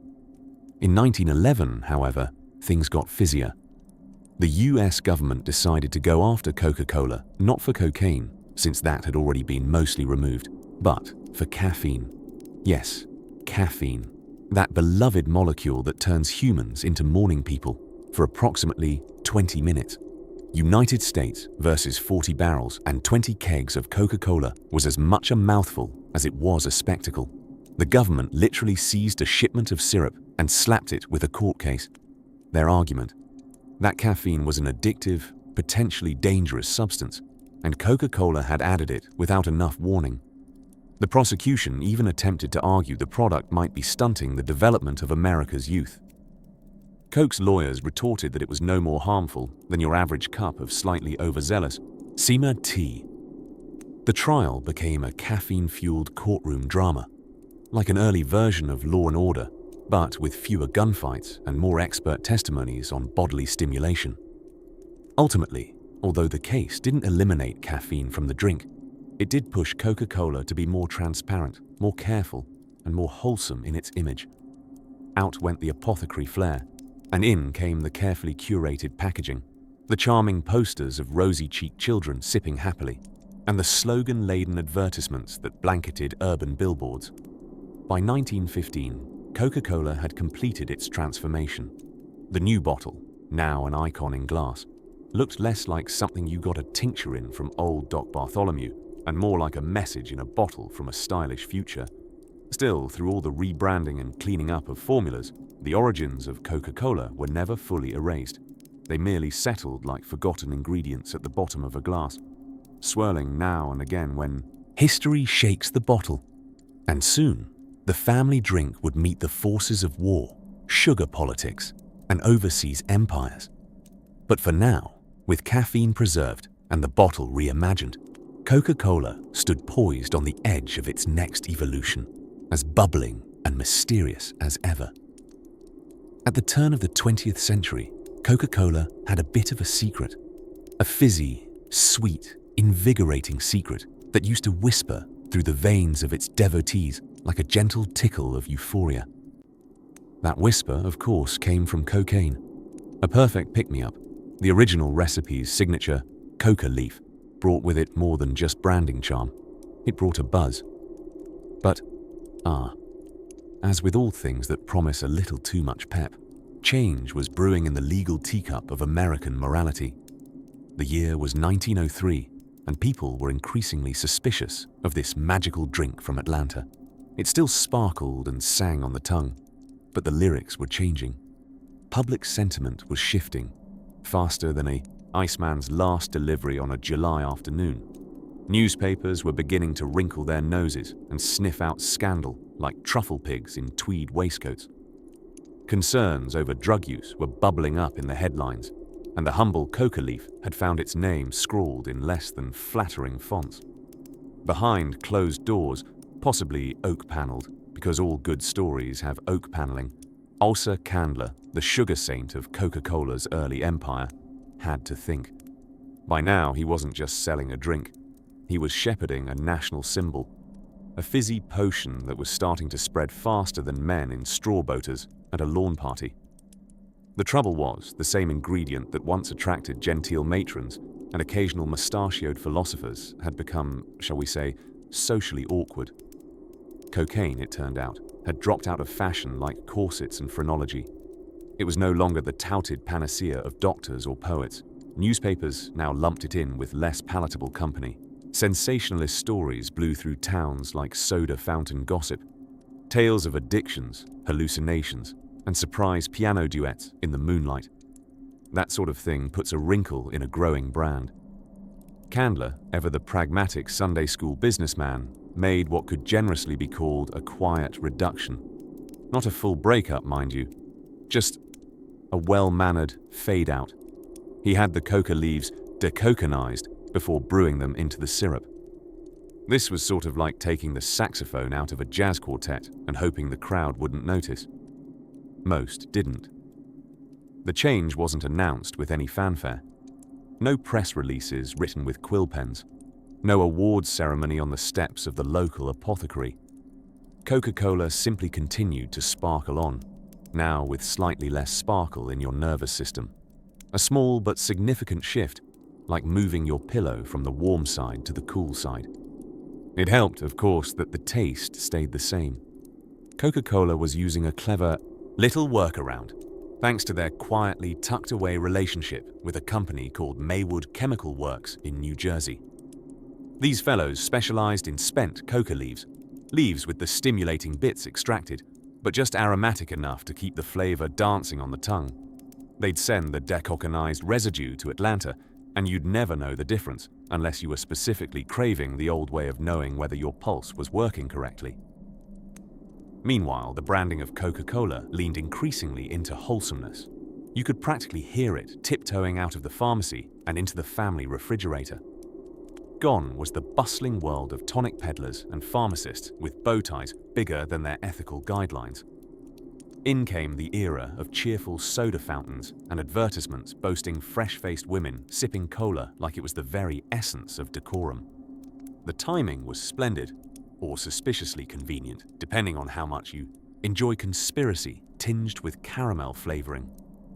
Because just a few years later, in 1906, the Pure Food and Drug Act dropped into the American marketplace like a new chaperone at a high school dance.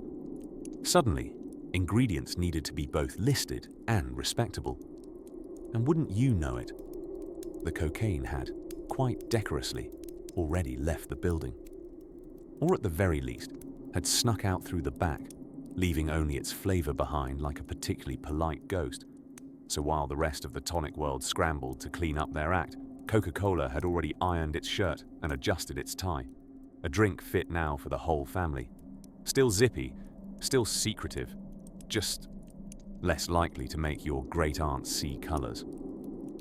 As America rolled into modernity with powdered wigs swapped for powdered donuts, Coca-Cola's transformation from an edgy elixir into a symbol of family fizz was nearly complete.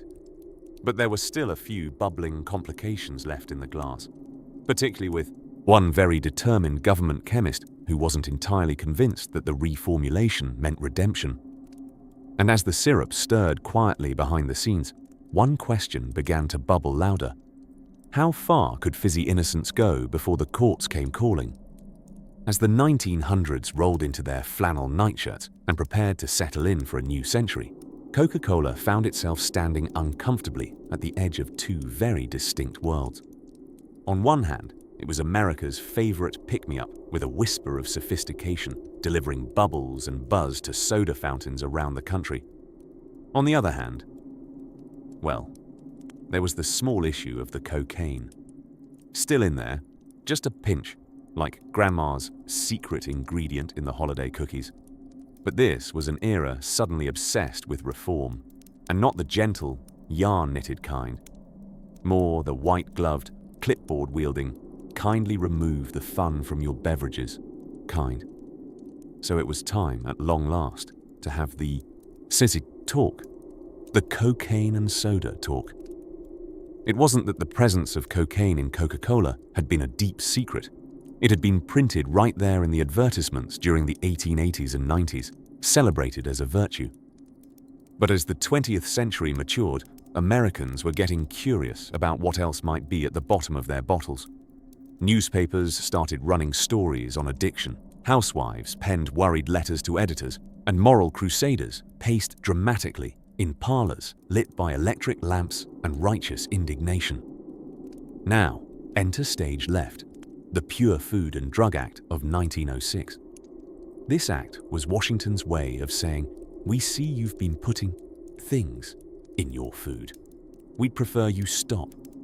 It required food and drink manufacturers to label their ingredients accurately and, importantly, proved that the government was finally getting nosy in your picnic basket.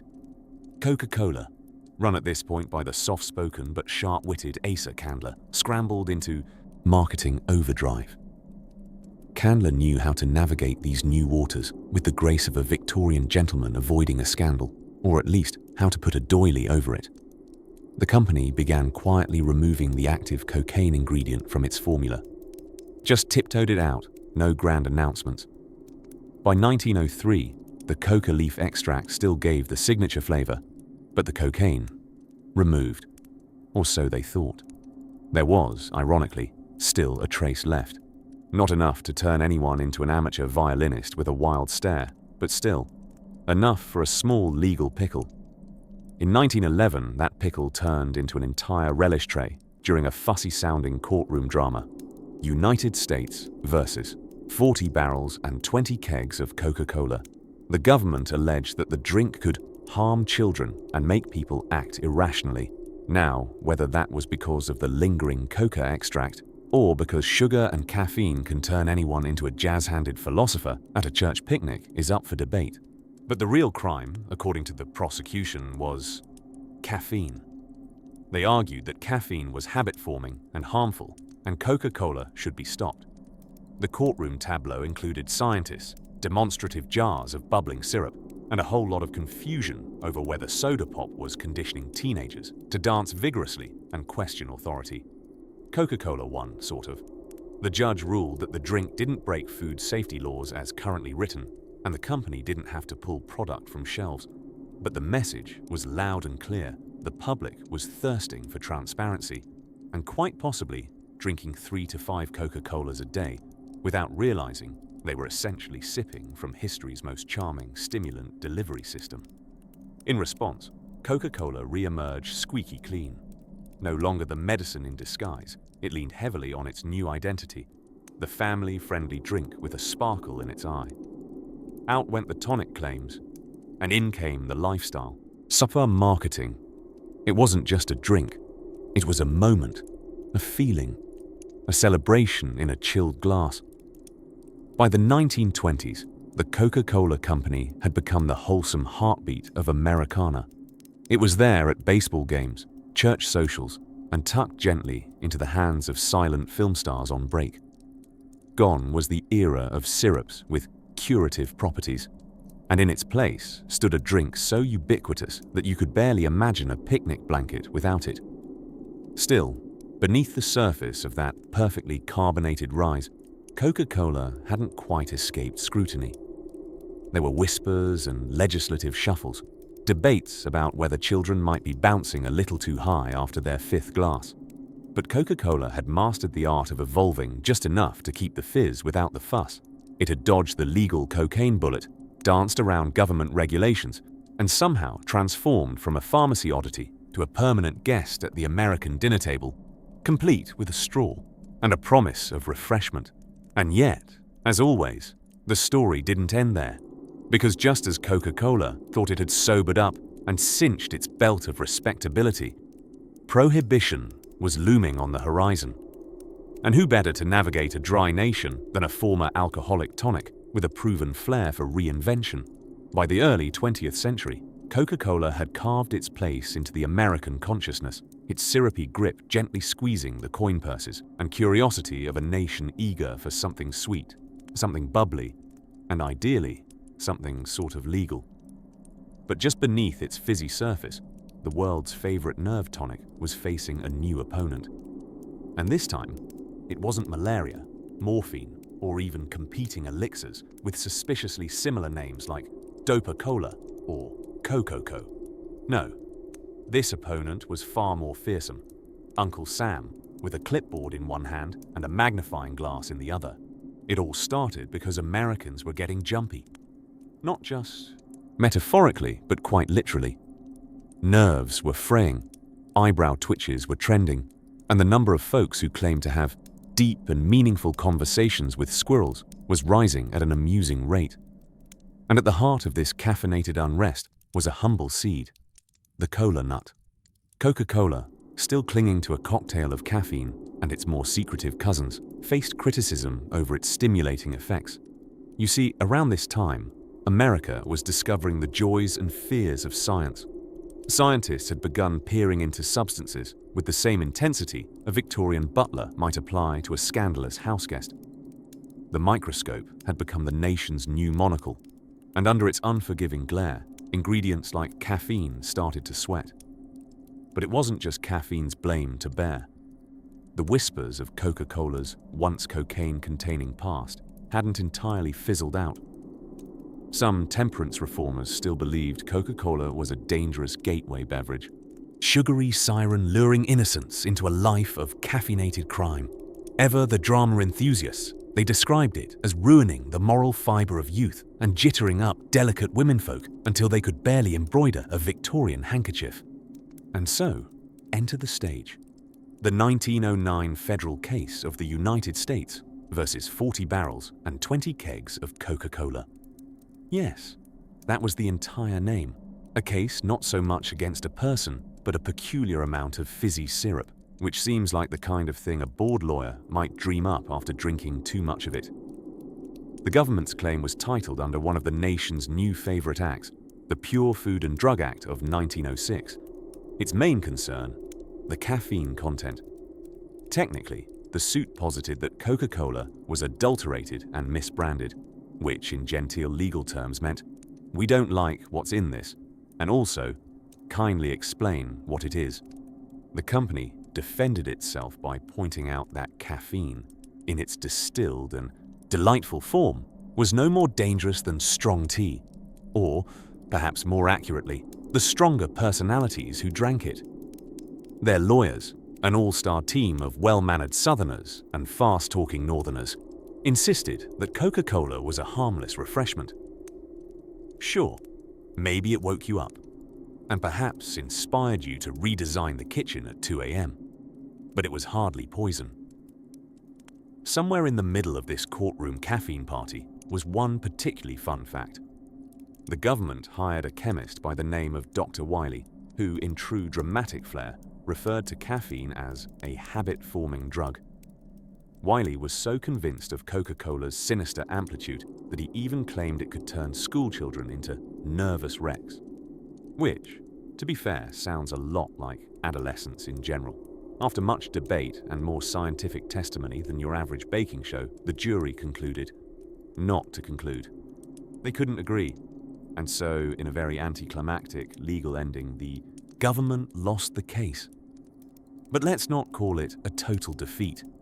The lawsuit had cast a spotlight bright enough to tan a soda fountain, and Coca-Cola's decision-makers began rethinking their formula, not just to dodge future courtrooms, but also to secure something even better, permanent place in small-town fridges and wide-eyed advertising pamphlets. So began the slow, syrupy shift away from stimulants and secrets. Coca-Cola reduced its caffeine content and stopped flirting with chemically charged oddities altogether. There were no more medicinal boasts, no more winking references to jubilant energy, and absolutely zero room left for cocaine. It was becoming not a cure, but a comfort. Not a tonic, but a taste. Sweet, bubbly, and safe enough for a Sunday picnic or a soda jerk's clinking counter. The drink had shed its cloak of mystery, stepped off the apothecary shelf, and slipped into something a little more casual. Say, an ice-cold bottle beside a slice of pie on a steamy Georgia afternoon. And as the fizz settled and the lawsuits faded into yawn-worthy memory, Coca-Cola was ready for its next transformation. One not of ingredients or court decisions, but one of image, wrapped in red, served with a smile, and marketed to everyone from toddlers in tugboats to grandmas in garden chairs. But that soft drink story is just about to get a little frothier. In the twilight of the 1910s, Coca-Cola was already slipping its fizzy way into hearts and pantries across America. But even as families were swapping out tea for cola, and the company patted itself on the back for being sober, pure, and legally caffeinated, there lingered one great obstacle to its fizzy supremacy: the US government. Or more specifically, a man who wore spectacles, collected papers like squirrels collect acorns, and led the Bureau of Chemistry with the quiet fury of a detective who's recently read Upton Sinclair's The Jungle. His name was Harvey Washington Wiley, and though he sounds like someone who'd kindly pour your Sunday lemonade, Dr. Wiley was less beverage fairy and more crusader in a bow tie. He hated, with rare and concentrated passion, two things: artificial preservatives and Coca-Cola's caffeine. See, while Asa Candler had wiped the cocaine from the label and the formula, caffeine remained, the new darling pick-me-up, especially useful during the stiff-collar working hours of the early 20th century. But Wiley saw caffeine less as a stimulating gift to capitalism and more as a jittery menace to schoolchildren and housewives alike. And so began what the newspapers, unable to resist a pun, dubbed the United States versus 40 barrels and 20 kegs of Coca-Cola. Yes, that's the actual case name. The government didn't technically sue the company, it sued the beverage itself. Can you imagine the cola sitting in court, wearing a monocle, whispering to its lawyer, "I plead the fifth ingredient"? In March of 1911, armed with the Pure Food and Drug Act, Wiley and the Department of Agriculture launched their volley. The prosecution claimed Coca-Cola adulterated and misbranded itself. Such strong 1911 language, it may as well have worn lace gloves.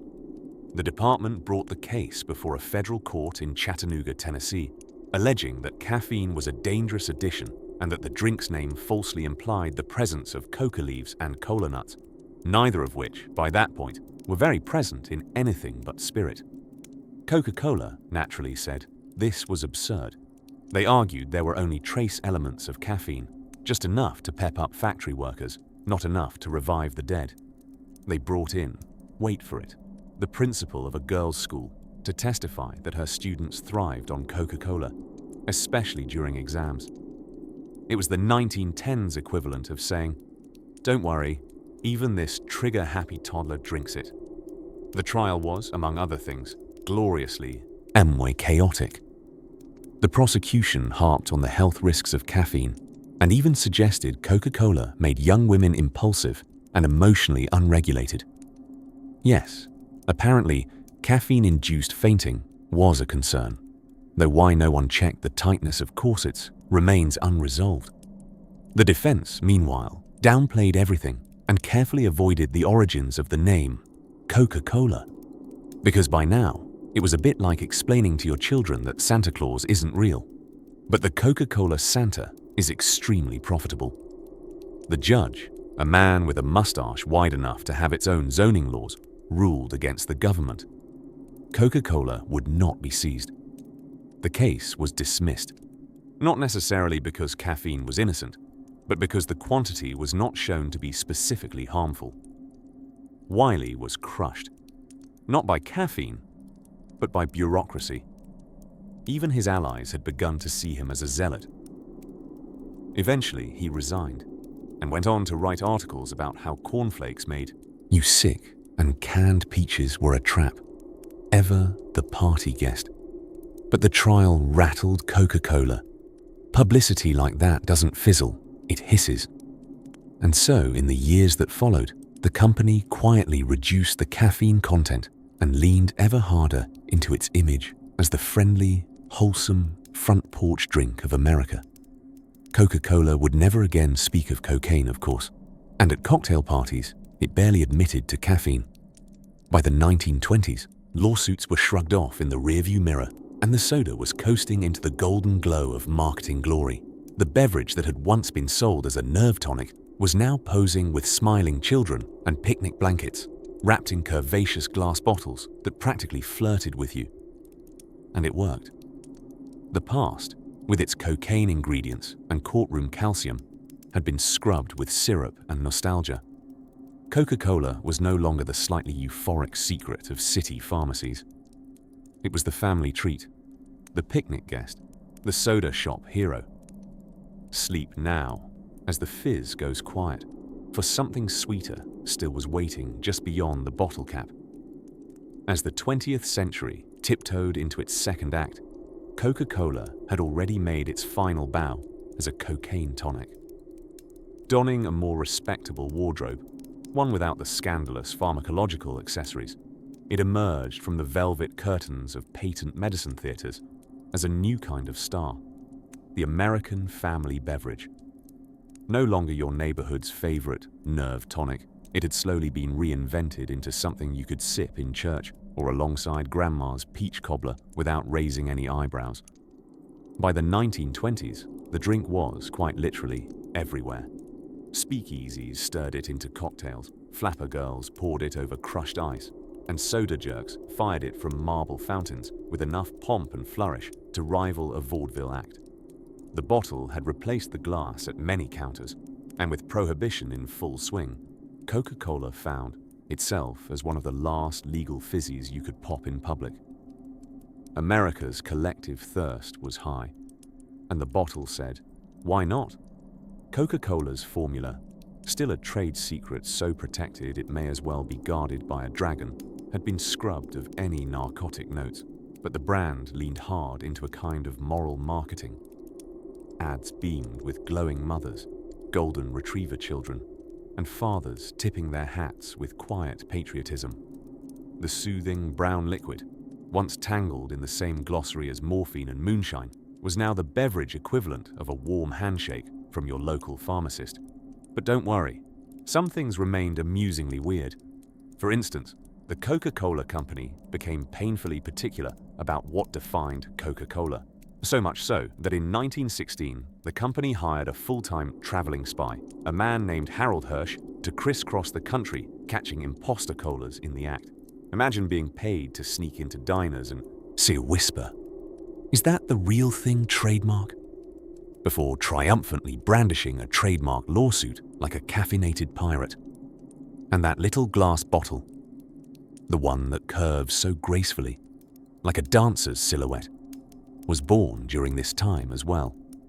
Designed in 1915 by the Root Glass Company, it was supposedly inspired by the cocoa pod, though rumor has it, the designer misunderstood the botanical origins of the drink entirely. Still, the result was whimsical perfection, a bottle so iconic that blindfolded soldiers in World War II could identify it just by touch, which, by the way, Coca-Cola made sure they could. The company struck deals with the US military to supply troops with bottles, no matter where they were deployed. One officer stationed in the South Pacific reported seeing Marines hand-build Coca-Cola bottling plants between enemy raids. Proof, perhaps, that even global conflict can pause for a cold one. And speaking of global reach, Coca-Cola didn't just want to be your favorite drink. It wanted to be your passport, your backyard, your best friend, your Christmas. Yes, that jolly, red-draped version of Santa Claus is often credited to a series of Coca-Cola ads that began in the 1930s. Illustrated by Haddon Sundblom, the warm and chubby North Pole resident became synonymous with the drink. Though the myth that Coca-Cola single-handedly invented the red and white Santa is a bit inflated, there's no denying they gave the old elf a marketing makeover, rivaling the makeover Cinderella got. Except this one came with carbonation and a generous helping of global brand loyalty. By mid-century, the drink had waltzed out of America's sugar-lit heart and into the hands of the world. Bottling plants spotted the globe like dominoes, soldiers shared cans with civilians, and Coca-Cola executives described their mission with the simplicity of a school kid's drawing. We want everyone on Earth to have a Coke. A noble vision, perhaps, albeit one with a few wobbles. The drink would leap through decades, sometimes praised, sometimes critiqued, always unmistakable. It would sponsor Olympians and astronauts, Super Bowls and school lunches. It would switch to New Coke, then regret it. It would guide executives to the summit of soda supremacy and hand college kids something to hold during 2 a.m. study sessions. And all from modest beginnings. A tonic sipped at a pharmacy counter in 1886, designed to cure headaches and hiccups, stirred by a man better known for stirring the occasional loser's luck. So close your eyes now. The fizz has quieted, the label faces inward, and even the most enthusiastic soda jerk finally set down his scoop for the night. Somewhere, in the stillness of history's pantry, the first bottle glints softly under golden light, its purpose fulfilled. Sleep well, dear listener. You've made it from cocaine to caramel color, from chemist's dream to supermarket aisle. May your dreams be sweet, your sleep be deep, and may all your beverages be mysterious, but not too mysterious.